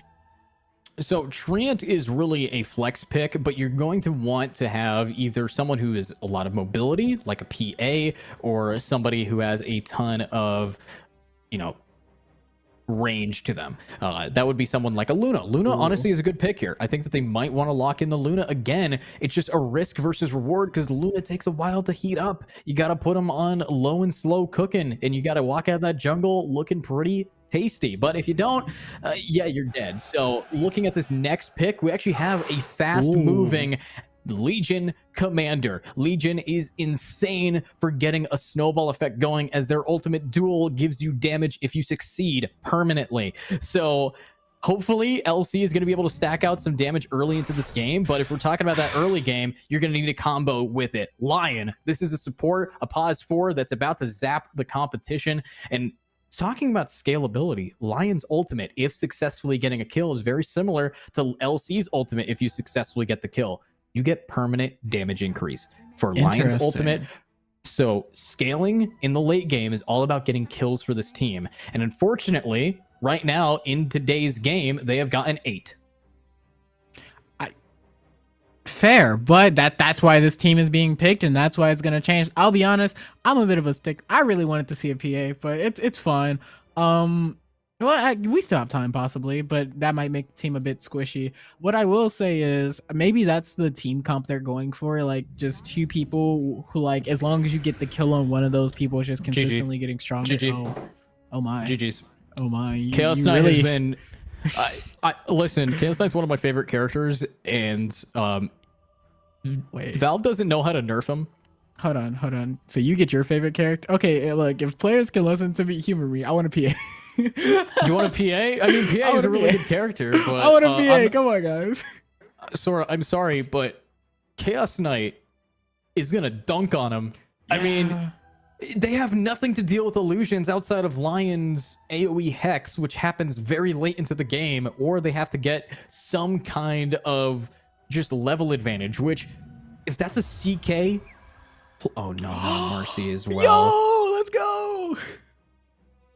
So what do you think the play is with the Marcy? Marcy is what we call a dive initiator, that literally her only weapons are her fist, and she punches people to death. I know, it's so good. Hundreds of damage. It's so good. Just punch. You're going to want on this team a Sven, ASAP. You're going to need to have someone with a stun and a cleave. You can't have a stun and a cleave with Wraith King because that character is banned. You can't have a stun and a cleave with Pango because that is banned. You can't have a stun and damage with Primal because that is banned. You have very little options. Pick a Sven or you are going to be ruled out. Get Sven, get Luna. If you don't do either of those, I'm sorry, but I will be seeing you in another monthly qualifier. Please, guys. I listen. Maybe they don't feel like they need it. And honestly, there's a reason we cast the games that we're not playing on the stage. Prove us wrong. Pick what you're gonna pick. My only rule is it's only ending if you fail. So just succeed. I mean, they're really cutting it down to the wire with this one. Sven, maybe? No. Okay, Spectre. That's going to be some easy food for CK, a complete counter. A Chaos Knight. So here's the thing about Spectre. Spectre has this ability that makes them strong as a carry. And that ability is the passive effect of any time a character is alone and not near another character, they take 50% or more bonus damage. An isolation passive. An isolation passive, and the ability to be tanky with another passive that makes it so if they take damage, all that damage is dispersed, it's called dispersion, to all of the people in the area. So Spectre is a tank, but takes a long time to become a tank. And unfortunately, Chaos Knight's ultimate makes it so dispersion and their other ultimate does significantly less. So CK counters Spectre to an insane degree, and Chaos Knight has been known to build a Silver Edge, which breaks all passives. So good luck in that. And so I'm more so wondering if the Spectre pick is saying that we don't care that you're picking a Zeus, really. Okay, so they have the right now the Zeus pick is one reason only. They want to guarantee that if Legion gets a duel, no matter where they're on the map, Zeus can ult and Zeus will be able to assist with getting the damage dealt. As long as they can get enough DPS, they should be fine. And that is a Viper who hard counters LC, Spectre, and Zeus.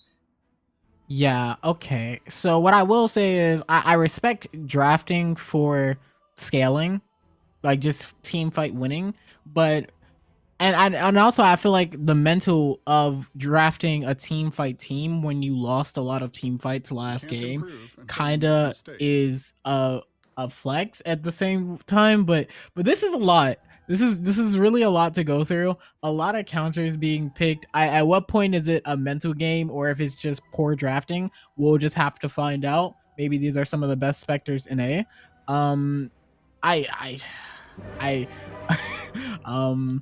It's definitely painful. That's what I'm seeing right here. Yeah, genuinely. I can't say anything else. Yeah, and here's Marcy, just is just a dude, just running around. I love that they added Marcy to the game. Marcy is just the character from the anime that they really wanted in the game, but they're going for the same strats. They're going for the exact same strats. They want to try to get it. So Night Train, you better be able to pull into the station with some power, but early game power, who's going to be taking this early level? Venomancer has a slow that is 70% at level 1. Viper has a damage that scales indefinitely. And Chaos Knight has the ability to bonk them. So here's the fight. Looks like if they don't let them get caught out, they should be fine. But honestly, this is all on the back of how they handle this moment, how they handle the fact that they don't want to fight this. They are scared.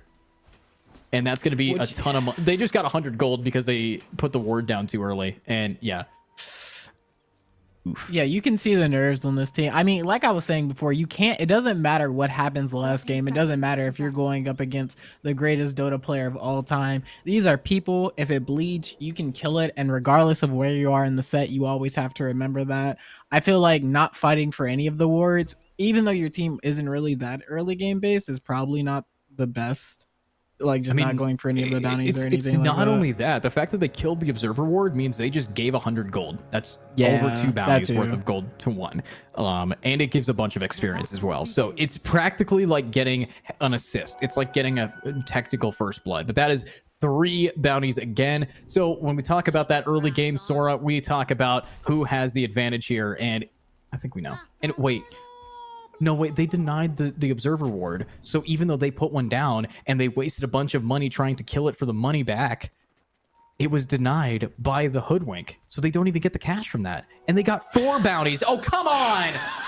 4 bounties. Wow. I mean, Night Train on Zeus, though.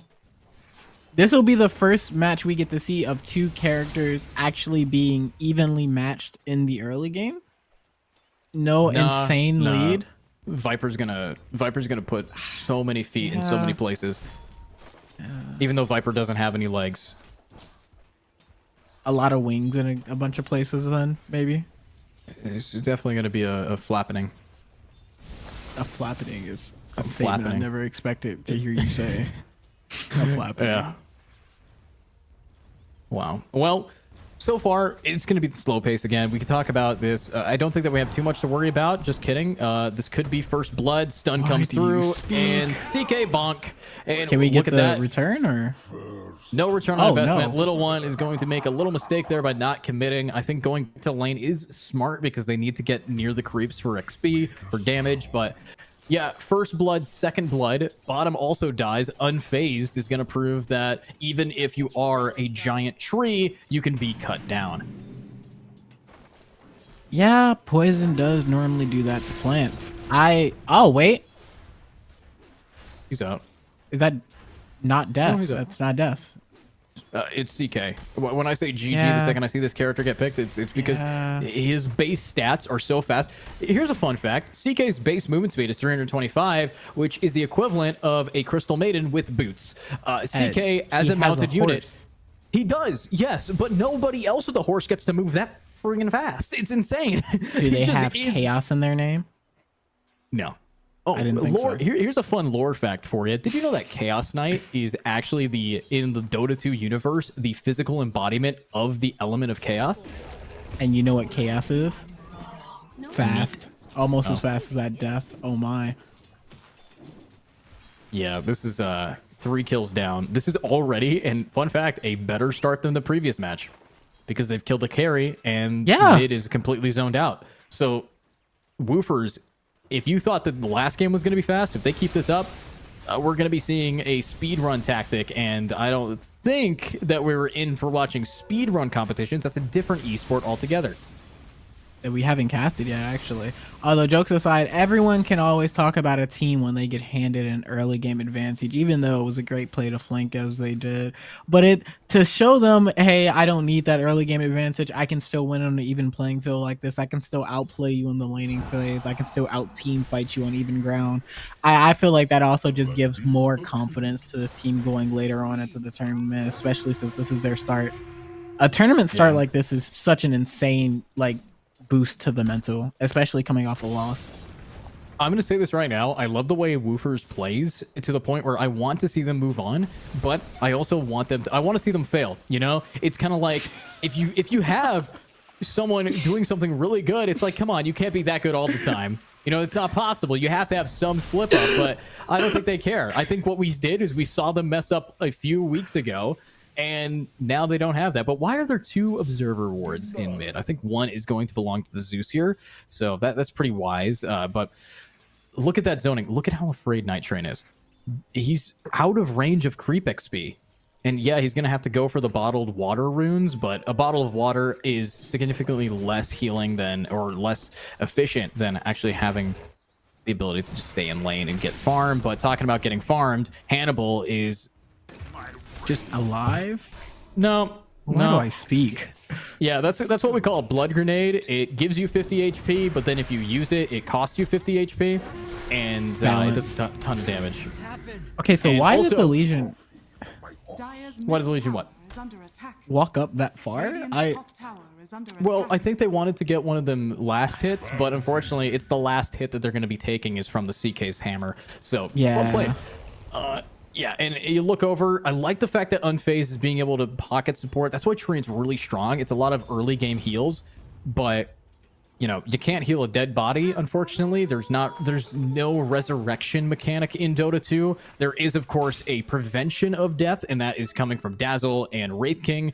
But yeah, you ain't got no mercy, and this team doesn't have mercy either. So if you're a fan of Overwatch, you better watch over this game because that is a Zeus that is trying his best. I'll be honest, when you said, but there is a way to prevent death, I just 100% assumed you were going to say something along the lines of playing better, and I was going to die, so thank you for not doing that. But, I mean, looking at mid lane, it is, like, insane that the roles are reversed, but we saw last game that being zoned off farm and having a level lead in lane is not enough, and the, the Legion is run down in lane again. It is a 6-1. Oh my god, it's a 6-1 kill deficit. Well, wait. Oh, 6-2, 6-2. Oh, the stun comes through, but yeah, no, wait, runs it away. Come on. Wait, No, can you get okay. out? All Unfazed right, doesn't surely, have enough right? mana. No, Surely, Unfazed can't right? catch up. How does a tree have legs in the first place is a good question, but the fact that those legs are not faster than a fox is fair, and that is a Gone player, and Gone with the wind. What an insane escape. And You also talk might about, be the woods, but I live in them. Like, I don't know what else to say. hey, listen, foxes burrow holes into the bottom of trees all the time. That's what a burrow is, and they are burrowing their way right into the deep skin of this tree. They are upset about that outcome. And talking about upset outcomes, I do want to point out something. Africa Pride here is so confident in how mid's going. At level 6, they didn't even get their ultimate. They don't even care to. Oh my stars.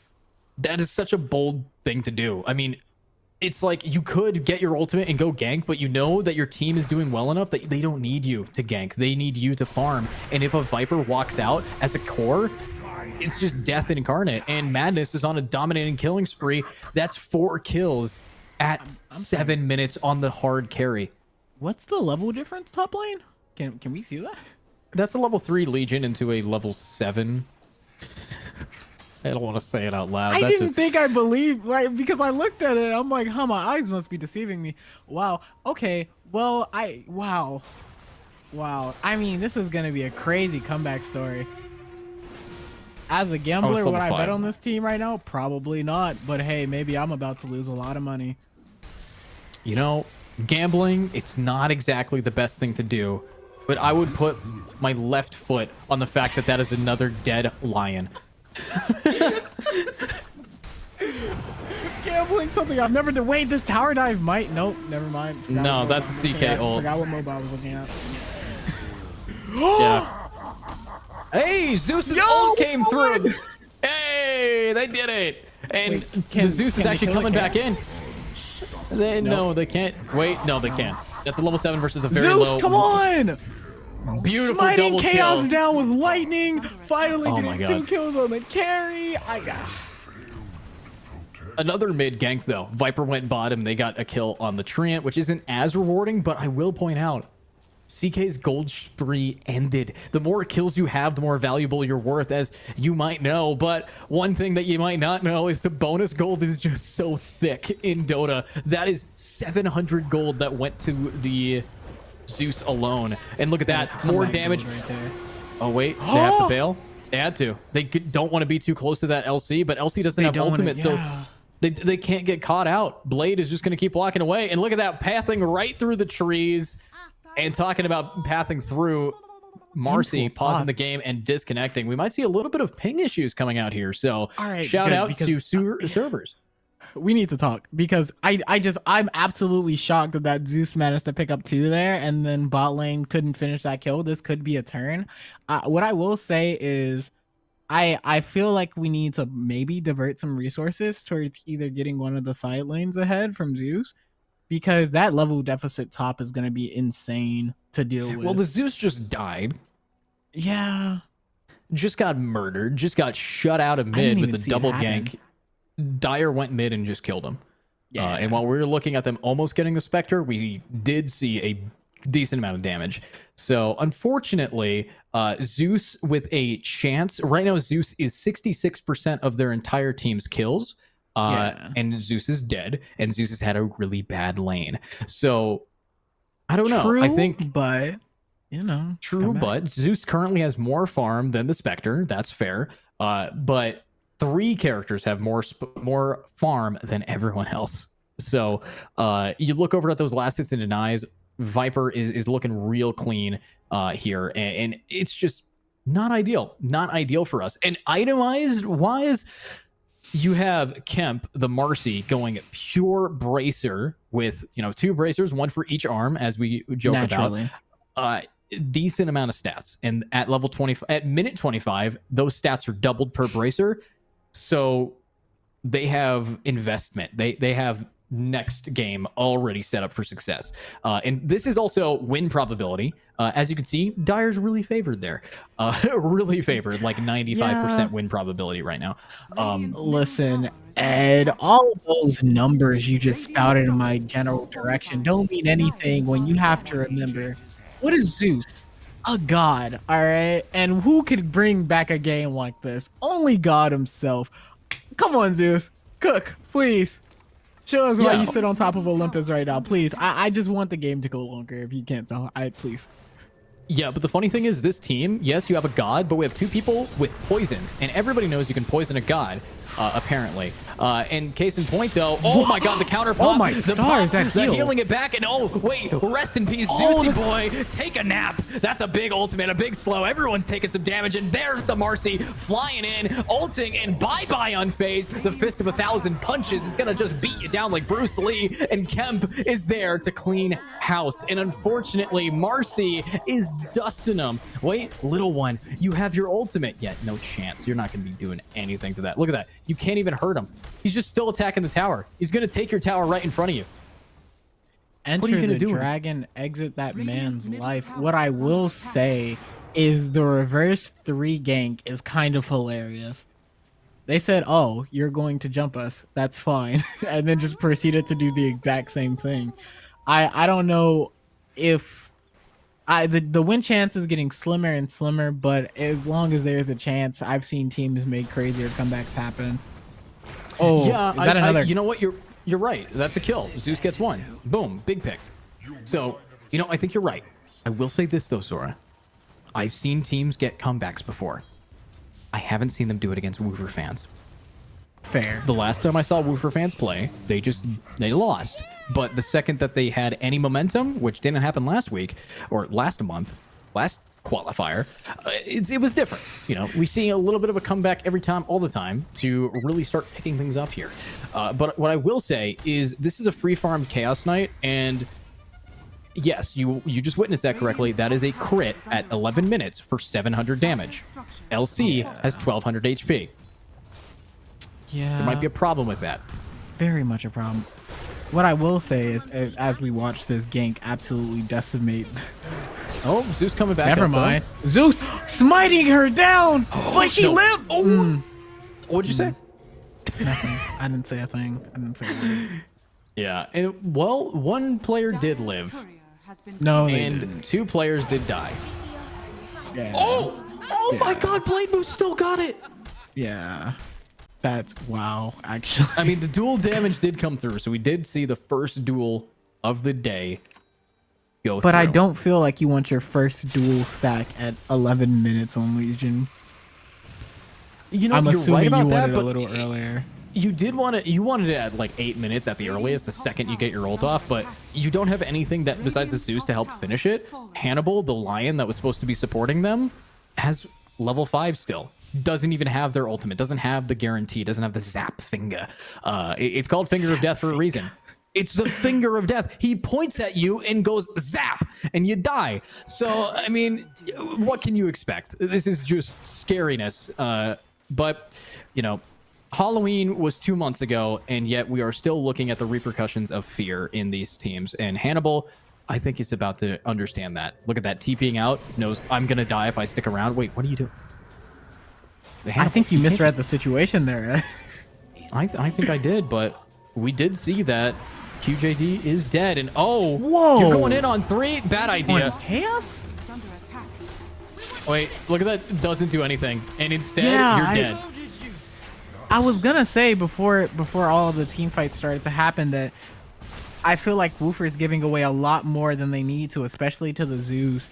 But it doesn't matter when the chaos is this fed. Like, I feel like even though they've given away, I would say 5 of their 8 kills for sure, I don't feel like anyone can challenge the Chaos Knight yet. How do we deal with Chaos Knight in this team comp if it's even possible, Ed? they didn't pick around dealing with the Chaos Knight, they're going to have to build Maelstrom on LC. That's the only way, or Blade Mails ASAP, and also Armor Strip. Chaos Knight is a very tanky character for a reason. He's also a character that has insane damage output, a ton of HP, and reasonable amount of mobility. But that is what you're going to want to do. You're going to start investing team fights. The Viper is dead. Viper's worth a lot. The higher the level, the more you gain levels from it. So, decent job. We did see Blade Moose trying to get one pick. Kemp's doing the same on bottom, but if you're not killing the CK is going to kill you, unfortunately. And looks like they are going in for the hunt. They want to find Hannibal here. And yep, they're going for some kind of damage in mid. No. Zeus caught out. Where are you at, buddy? And getting pulled right back. Can't jump away. Rest in peace, maybe. Might be able to TP out if he can hide in the trees. And that is a dead player. Oh my God. What a game. Zeus positioning wrong. Yeah, I don't know. I was gonna say before the Zeus managed to get picked off that they were actually finally second in Econ, which was pretty insane. But even still, I can say that there's a lot of CC on the team. There's at least a scaling potential. They're winning team fights, even though I would say it's mostly due to Woofer kind of giving them away. Yeah. It can be, I can see how it can be pretty disheartening if you're a Riyadh fan, but once again, comeback story, right? It's a lot more interesting that way. Oh yeah, it is a great comeback story. I mean, we're seeing, you know, the option for them to do this, but yeah, good luck coming back from this. Rest in peace if they can find just one stun, bonk, and that's a dead player. So now they're going to be able to take the tower. This is yeah, it's literally just punch. That's what the. Look at that tower. That is a tower, and it is getting punched to death by Marcy, who's... I just love the idea of, like, Legion wearing all of this beautiful armor and having a giant spear, and Marcy just walks up, punch. You know what's funny? Marcy is the only character that shouldn't be as strong as she is in lore. Like, every other character in Dota is lore accurate, and that's what makes them so strong. And then there's Marcy, who's just a person with punch. It's so funny. I'm sorry, you clearly haven't been punched before. Oh, wow. Hoodwink just got hoodwinked into fighting a Zeus and doesn't get sent to the Shadow Realm. No, ultimate. Take it back. But Zeus gets sent to the exact same place. It's actually called, in Dota lore, it's called the Nether Realms, and it's literally the 7 realms of hell is what it's called. And there are characters in the game from each of those 7 layers. Lucifer, Doom, is the devil, is straight up a character in this game, and he's really fun to play. Since we can't actually mostly commentate the match, I will say, so is Zeus like actually Zeus in lore? Zeus is actually Zeus. So does he get sent to the Nether Realm? No, he's immortal, so he cannot die. So he's just playing it up for show. That little spin he just did was just him going to sleep for a little bit. Yep. So here's the fun fact about Dota 2 lore: the ancients, are actually the reason why people get to respawn. And yeah, the Kemp's jump just punch punch into Kobe with that. So yeah. Sorry for cutting you off. No, what I'm saying is that in lore, the reason that the ancients happen is that it is a looping cycle between the ancients themselves that convince people to fight. The ancients are sentient beings, godlike extraterrestrial beings that landed on this planet and added magic to the world, and their ability to force people to fight is because they are both from 2 twin moons that crashed onto the planet. So one evil moon, one good moon, or one blue moon, one red moon, and they landed, and now they're fighting for the only reason is because I really don't like that guy.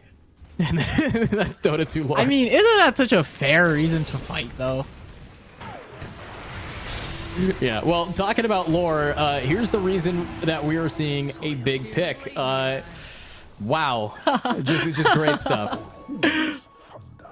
I mean, makes sense. I just love it. I love Dota 2 lore. I used to watch videos about it. If you guys know Sir Action Slacks, and you always do, man makes great content about it. But looking at this though, looks like the only good content I'm seeing is that Hannibal is probably not content with dying. Might see a clean one tap coming through, and there's a stun, and can't catch up. Just kidding. Reality Rift, rip him right back to you. That's CK's second ability. It only costs 50 mana, and it's on a 7-second cooldown. And when you sounded very targeted with that. Hey, CK, hey, he's a fair character. Hi, Valve. We're going to increase the character's strength. We don't know how to nerf anybody. Here's Marcy, by the way. Punch, punch. Punch, punch. Hey, look at that. Unfazed. Just throwing How some many trees. games have you lost to Chaos Knight? Oh, no. I play Chaos Knight. My good buddy, friend of mine, okay, so you're Russ. a Chaos abuser then. No. I am friends with a guy who's one of the global top CK players, and I support him. And I go Witch Doctor, and everyone hates me. Because yeah, I can it's see just that. crazy. Oh Wait, my god. nice TP. Oh, the juke. Ah. Where are they juking? Where are you going? They juked Marcy with her punch punch. Oh yeah, and then you have to deal with a guy on a horse with a sword. Funk. Ed, what don't you understand? He's strong because he has a horse and a sword. I'm just saying. That just kind of seems like he should be able to do everything he can do. That's fair. That's fair. Mounted characters are automatically better. Closer than the other one, by the way. 13 to 31. It's just flipping the numbers. So if the team manages to flip their own numbers, then technically they have a shot. Oh my god, they do have a shot. And Unfazed, unfortunately, is getting shot. And there we go, Treant Protector, the guy who's guarding the woods. Lore accurate. Literally. Get deforest. There's a character called Timbersaw, and he will mess you up. I can't wait for the YouTube video, just lore accurate Chaos Knight, and it's just this entire game. It's just this game. Hey guys, welcome back to Lore Accurate Chaos Knight. Here's the embodiment of chaos, proving to yourself why it's easy. And then here's not so lore accurate Marcy, who has punch punch. And if you've seen the anime, she can't even do this in the anime. Are you sure? Like not this. She's just walking right now. She can't even walk in the anime. No, she can't glow really hard and then one punch. She's freaking Saitama. You're saying that like it's a bad thing though. I'm watching her just decide, wow, this weird ancient tower thing that's shooting magic or throwing rocks at me. Let me just punch it a bunch. And then it worked. And then it worked. Remember, it's only ending if it doesn't work, like the Zeus. Sent to the nether realm. I guess that's why they call it an int character. Not because of intelligence, but because they're just doing it wrong. I mean, Jesus. It's 14 to 34. We have a 20 kill deficit, 18,000 gold here. So pretty decent stuff. I like what we've seen. Honestly, the funny thing is, he does. He has Blink. And as you might know about Blink, it's an item that only costs 2,000 gold, and it's League of Legends Flash. Which makes with a 7-second cooldown. Nice Tormentor, by the way. That's dead. Well played. Oh yeah, I didn't even see it pop up on the screen. That was kind of funny. So Tormentor is a area that, and they got the Finger of Death damage, and they got the dual damage. That's 50 damage extra on the next Finger of Death, and now we're seeing at 46 physical damage gained by LC. If you need to do that 17 more times, you'll be caught up. Okay, I was gonna say, I was wondering how many actual sacks it would take for them to start feeling the difference of the. I would say that they need to get at least 7 more duels off, because each duel gives them 10 to 24 damage based on what level. I think that they are level 2 on duel, so that's 24-ish damage. So if they can do that, then 24 damage, that's a decent amount. You look at CK right now, he's at, in total, with armlet not toggled, 157 base damage plus 78 additional damage from items. So he's sitting at a decent amount. Decent is crazy. But when he toggles his armlet, I mean, it's just it doubles that. LC, that's what I'm saying. Decent is crazy. 197 total. So even there were 3 of him, by the way. I just want to clarify that they were having problems. There are 3 of him that do 80% of the damage that he does. Yeah, and they get to freely walk around. And every time he uses Reality Rift, they teleport onto him and beat the crap out of you. So it's ideal. It's pretty good. And talking about and we have a double damage on Viper as well. Now, what I am looking at here is another ultimate, and So Sora, it was an honor casting with you today. Yeah, likewise. I had fun. Hopefully I get to see Woofer continue to be broken in the set. You know what's funny about this character, Viper? You know, every time he's shooting off one of his, he has an auto attack that like has a poison that does damage and stacks. He has a shard now. He can poison the towers. They're rocks. It doesn't matter. He go corrosive on them. He melts them. Warframe logic in Dota right now. Oh yeah, this is great. This is so nice. So he's melting towers. We got a Fox going around stunning people with slingshots. We got Punch. We got Venomancer, which is just another version of Viper, except instead of slowing people or towers, it slows that, and then summons a bunch of plague wards that come out of the ground and spit on you, and that spit happens to make it so your face melts off. But looks like we are going to be seeing 2 players melt away with a triple kill. Nice. Finally, they're online. It only took them enough time to lose a whole Rax here. Hey, look, again, more dramatic. Shout out to the behind the scenes staff, by the way. Yeah, shout out to Darkter. He gets to watch us be disappointed in the gameplay while being disappointed himself. All right. Okay. Like I said, who knows? Who knows? Maybe we just get to come back whenever when is the next match that Woofer is going to play, by the way? We'll find out next week on Dragon Ball Z. No, so honestly, what we can expect is, if you guys remember that roadmap, we have a few more. So if we want to see Woofers play again, it's going to be at the monthly finals. That's going to happen in, I believe, January, for when we might see Woofers play again. Either January. Yeah, actually, it is going to be January here. So should be nice to see you guys. So if you like Woofers and you want to stick around, you're going to make sure that you have notifications on, and we'll see you soon. But talking about seeing you soon, there is more damage now. Elsie is at 102 bonus. Dude has doubled how much damage he's at, which is really starting to clean things out here. Real gameplay moves and almost at a BKB. Okay, so monthly finals is actually going to be the 16th of December. So that is only about a week and a half away. Yeah, that's 9 days away. So what I will say is, yeah, vote for me to come back, guys, please. It'll be really crazy to see Woofer there. Vote for me at the esports awards. Yeah, well, looks like unfortunately Roshan has been voted out. The fact of the matter is that this poor oversized Greevil is about to get absolutely shut down. And fun fact, Roshan is just the biggest Greevil there is, and Greevils are tiny little courier dudes that have birth defects. So interesting. Wow, so they were just beating just a really big carrier, huh? That's it? Yeah, that's the lore. That's the lore. Wow, yeah, poor guy. So we have like gods and all this other stuff, and they just take time out of their day during this big fight to just beat up a. Wow. All right. Okay, sure. Yeah, because he has this item that makes him immortal. Oh, why didn't you lead with that? Yeah, if you get the item that makes him immortal, you get to become immortal for 5 minutes, and if you die, you respawn in the exact same spot with full HP. Naturally. And you don't give gold. I mean, why would you? And if you give it to the Chaos Knight. He has it. It's that little red thing in his inventory with the little timer next to it. Yeah, he's got it. He also almost has a heart. What's more chaotic than having to kill somebody twice? Doing it with charisma. Wait, so if you kill him and he comes back to life, do his 2 illusions his ultimates don't? No, it's just him.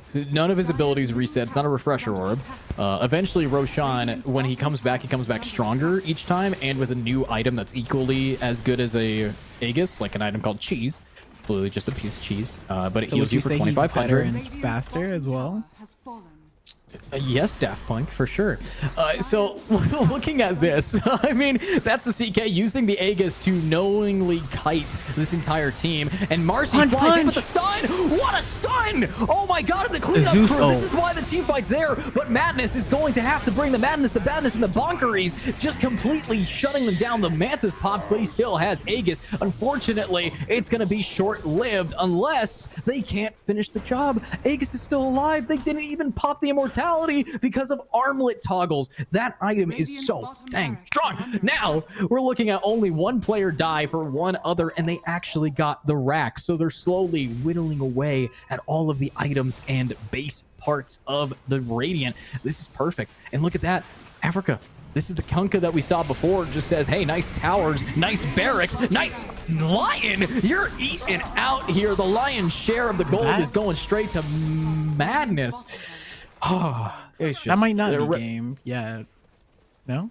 Okay. So now we're going to be seeing super creeps push out the lanes automatically, which makes it so mid is just going to be a free pick. And if we see mega creeps, then that's when you'd usually call GG, but they have a Spectre that should be able to balance it out. But Madness is just going for end. He's still got 2 minutes left on the Aegis, so he can still be as aggressive as possible here. And that's another dead player. He doesn't need to take damage. He's Madness, Badness, and all things in between. Nice fortify. Unfortunately, they can't hit the towers for the next 3 seconds, but what happens after 4 seconds? Huh? Nothing. Looks like these towers are still going to fall, still going to be taking a lot of damage. The BKBs are popped. You don't get to be hitting them with magic anymore. And yeah, great round, and that is going to be an ultimate. The Spectre going right on in, but wait a minute. Who cares? That is a CK, and who doesn't want to take damage? Oh, but look at that. The duel comes through, and it doesn't even count for damage. It doesn't count as a successful duel. Get absolutely pranked. That's such an insane. Okay, all I'm gonna say is, side note, how do you feel? Imagine if you're that Zeus in the actual game, your real life Zeus. How do you feel if those towers just don't do anything? You'd be pretty upset, right? Because if I was getting killed under 3 towers and they just decided to barely do anything, I would be really mad. So later today, I'm going to show you, have I shown you that replay of when I was really mad that someone talked negatively about me in all chat and I was playing Bristleback, so I proceeded to spawn camp them for 35 minutes straight? You went in Fountain multiple times, and I want to clarify. I lived in their Fountain. This is why you are not mean in video games, guys. Positivity is so much better. I try to be the most positive person, but if you're going to be talking negative about me, I'm going to put you in your spawn for the rest of your day. And you're going to have to leave the game if you want me to end. And that is toxic, and I understand that. But remember, don't call people names. It's very mean. Let me clarify. If you're going to be toxic, be the best in the game. If you're going to be toxic, don't be on the enemy team of me. Thank you. Now, looking at this, looking at how we're looking at this, extra rules. Yeah, all right. And honestly, I think this is where we're going to be seeing GG's. No way, GG's getting called and talking about diving the fountain. Look at this bully mechanics. Why does he have a whole army? He has 7 illusions. He's there. Chaos, the 4 horsemen of the apocalypse. That was 7. That was 7 chaos or horsemen of the apocalypse. Woofer fans, congratulations. You won my heart. Just good job. Good job. You know what that means now, right? We said we would buy the merch. Woofer, you know what to do. Send us, come on. Yeah, I want a hat. I need some merch for Woofer's fans. I need to be proven as to why I like this logo. It just looks so good. It's such that is really good art. And then they have a little Dota icon right underneath the dog. It's like, oh, it's so nice. So nice. But talking about merch, obviously we're jumping the gun. Let's talk about that game. That was some insane gameplay. The final score 0-2. It was fast. It was just a real beatdown here. But of course, with that, Riyadh Masters enjoyers, you guys played well for a little bit of time, but still you played. You managed to get to this point. I will say, getting to this level of a qualifier, getting this far at Arena Esports is no small feat. So congratulations, you guys have managed to do a decent job. And soon we're going to be seeing the highlights as to what you guys did good that made it so much better than game 1. That was a 30-minute game, not a 18 to 19-minute game. So congratulations, you improved. And hopefully the next time we see you, it's going to be even better than that. And if it's not, I'm disappointed. Like you said, it's always like this team has a track record of being really good. And what I will say is, just, I mean, can you really call Wolves underdogs? We started that, but honestly, I feel like we just misidentified the challengers they were approaching. Maybe they just were a different team than they were last time we saw them. Last time we saw Woofers, it was rough. It was a real beatdown for them. And this time they decided that I'm the big dog in the house and I'm going to be guarding and biting larger than my bark is. And they really did a great job. They put the right proper angles together. They locked everything together. And I think that if that is the gameplay they're going to be bringing us, it should be there. And it's so nice. But, you know, good gameplay, better than ever. The fact that they had honestly won the draft really helped them today. Yeah, definitely. They got counterpicked. And the funny thing is, it was because Riyadh counterpicked themselves. You picked a Spectre into a CK. You didn't pick a Sven. Why didn't you pick a Sven? You had the tried option. Really hard to make it make sense. You know, I kept saying like, oh, you know, maybe this is a mental stack or something. But the goal of a mental stack is to still be good at the character. You can't just pick into your counter, especially in a game with heroes as high powered as Dota, and expect to just not be punished for it. And you could see in top lane, Chaos Knight just got to run through the entirety of it. Viper was insane. It's just it happens. So I mean, that's what happens from the underdog gods. So now we're going to be getting into the highlight reel to watch back the bloody mess that was what was left. I mean, we're seeing some real, look at this, Hannibal, more like cannibal, because you are just feeding right now and just not looking good. They are completely consuming you for free points. Madness was on an unstoppable killing spree, which I believe is 6 kills. No, that's godlike. So 5 kills before he was shut down. Wait, no, it is 6. Chaos Knight riding into battle undeterred once again.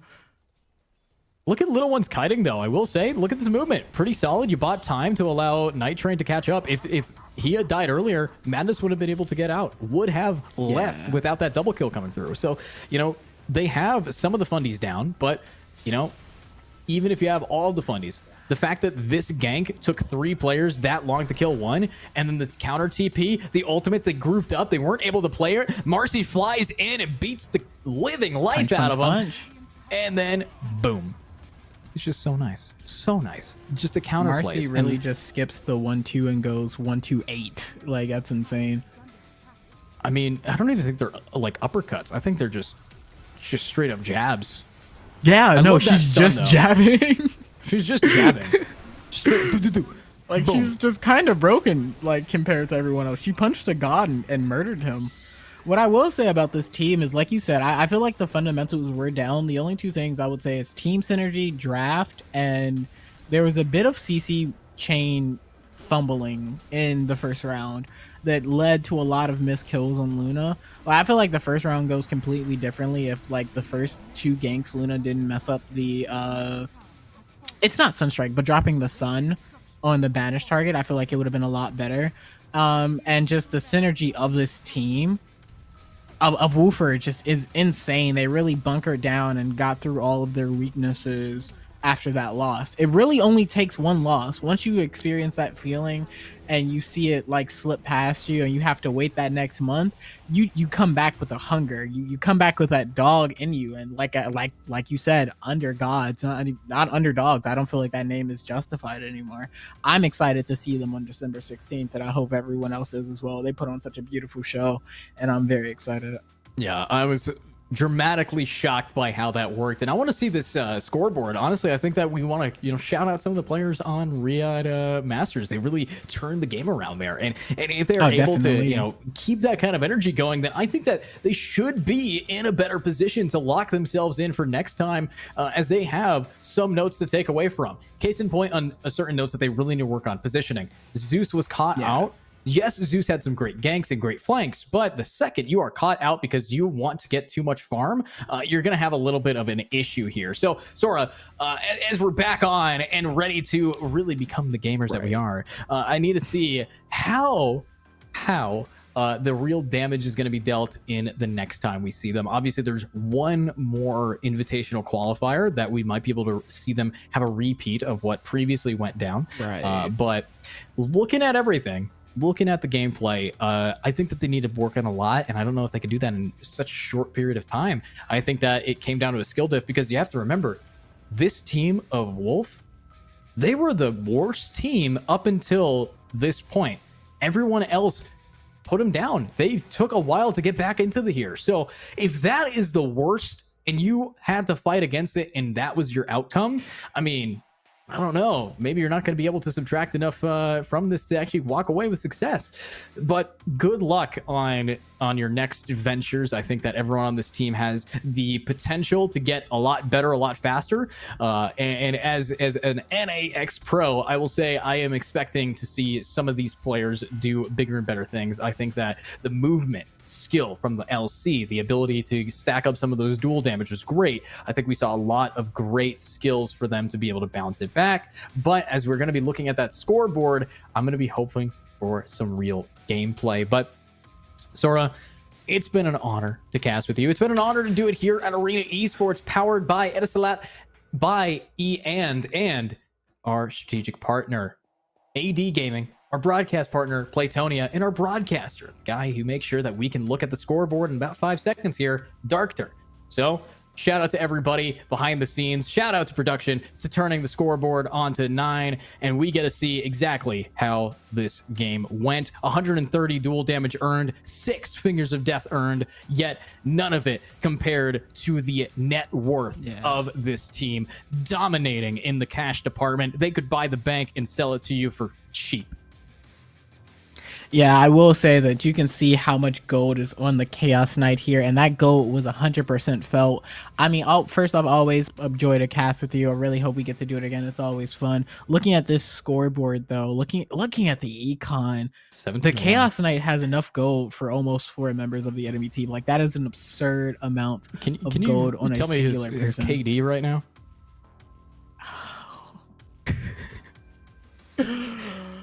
All right. No, I'm not saying that. 17 I'm not saying to 1. That's gross. CK had 4 less kills than the entire enemy team combined. Good job. Yeah. Good job. I mean, it's just really, when I said GG as the Chaos Knight was picked, there's a reason why. Valve, please nerf. Chaos Knight is just if Primal Beast had a brain. That's really all it is, lore-wise. But, I mean... Listen. If it's not chaotic, he's not living up to the game. I mean, but I do feel like there was definitely comeback potential. The main thing is, especially in both matches, it seemed like mid lane like kind of made like 2 really small mistakes, and then Woofer was just able to like snowball them. Mid got caught out in second game, and mid missed CC in first game, and those were normally the 2 things that really ended up, I would say, allowing Woofer to snowball. If you could have definitely gotten those picks, maybe, and obviously this is just a what if, we can't really know, but maybe there could have been a change. Maybe you could have slowed down the snowball, who knows. So, I mean, that's definitely one thing to look forward to. And you have a month to prepare for the next Invitational. Definitely work on that. Definitely work on the team synergy. Maybe look up some drafting tips as well, so you don't like get counterpicked that hard. But I still see so much potential in there. And I see the mechanical plays. Things like positioning and CC, those things are not as hard to fix as... They're a lot more abstract than actual mechanics. Once you have those memorized, it's a lot easier to become a better player, I would say. Yeah, and let me jump off of that. I think that when it came to change, there's a lot of chump change here. So look at all that. $300 still goes to the loser, so they got to walk away with something. And one thing that you don't want to change is the fact that first place has $650. Third place as well and fourth place are getting a ton of points in Arena Esports credit, $150 worth of that. So real great gameplay, and it was rewarded with some money. So the fact that they got all the way to third place means they at minimum walk away here with a decent chunk of change. So thank you again for our wonderful powered by Etisalat and strategic partners for making sure that we could pay out these players, but also thank you for checking out our roadmap and being here for the journey. Obviously, today was the Invitational QF of the Q3 monthly finals. We now know that Woofers is going to be moving on up. They lost the monthly finals of Q2, as you can see there, versus Team. And they really were able to back up here, and now they get another slot in the next one. So next time we're going to see them try again. Can they beat the previous team that got them there? Are they going to make it to playoffs to have vengeance against Team, or are they going to be completely locked out? Of course, coming up as soon as humanly possible next is actually going to be that wonderful monthly quals or monthly final qualifier 3. And oh, sorry, it's team random, not team. That was a different team, but team random. So we'll see that vengeance come back. But December 16th, you can expect the qualifier number 3, Woof going back in here soon. So but that's all we have. So thanks again for watching. And of course, make sure you are following Arena Esports. Sora, it's been an honor to cast with you. And hopefully likewise, we get to do it again. So we'll see you guys again in a few weeks here. Thanks again for watching, and shout out to Dark Tur, shout out to you people, and have a wonderful day. Yes, thank you.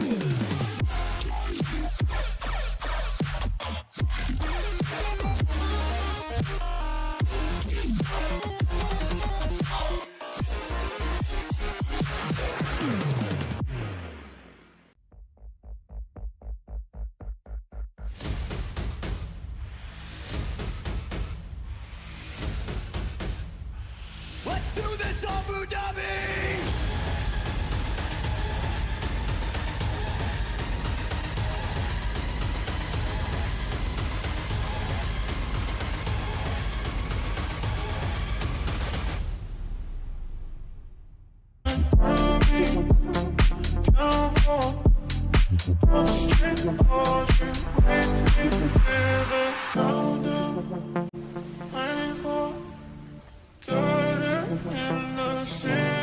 Rushing to me, down, no string, are you with me?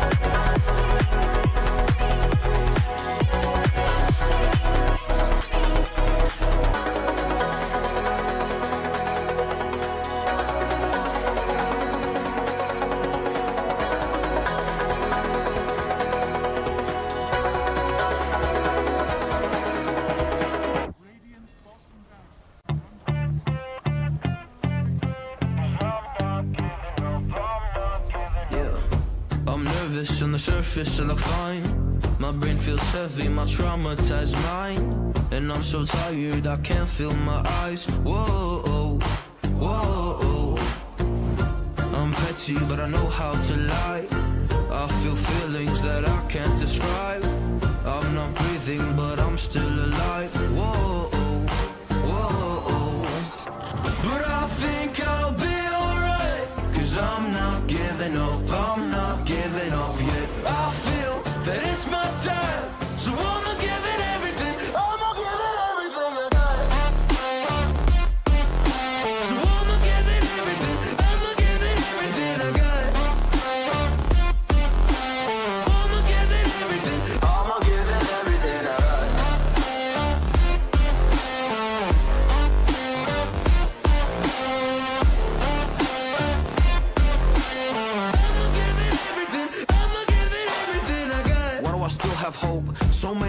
have passed. I wait around for things to change, but change has not come fast. I'm asking all the questions, but then I question them. Like, what's the point of living, existing when you can't see your God in flesh? I'm looking for the answers, they say to pray instead. I think I'll find them one day, but with a helping hand. I know that it's not easy, but I believe I will. Yeah, I'll get over all my fears and really conquer everything. I think I'll be alright, 'cause I'm not giving up, I'm not giving up yet. I feel that it's my time, so I'ma give it everything. I'ma give it everything I got. So I'ma give it everything, I'ma give it everything I got. I'ma give it everything, I'ma give it everything I got.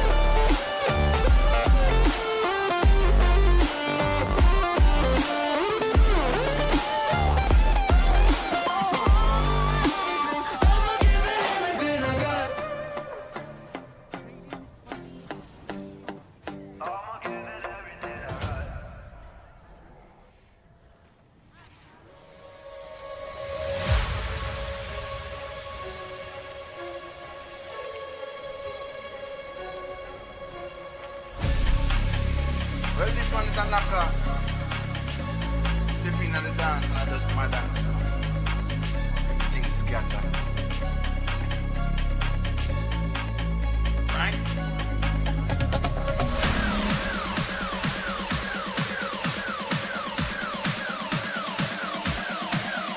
Right?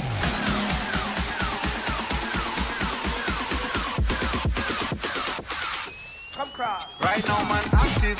Down with the game like a bandit. Me bring the flame like a matches. Test me now. Cut out the slackness, active style and pattern. That's a man there. Active. Active. Active. One live life massive. Talking up and off the brandish. Control and hold the world hostage. When I start the bumper clad mash pit. When they step out, those face get active. Active. Active. Active. Active.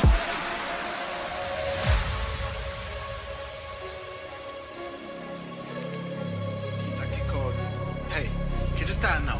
Clocks on the east side, bad bitch on each side. Big split, chillin' on the beach side. Run things where you feel like.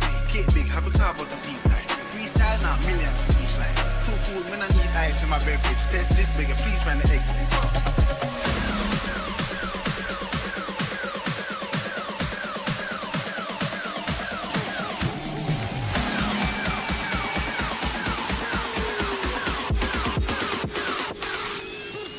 Right now, man, active. Got me the game like a bandit. Me bring the flame like a mattress. Let's me know. Put out the slackness, active style and pattern. That's a man there. Active. Active. Active. One live like massive. Talking with an happy brandish. Control and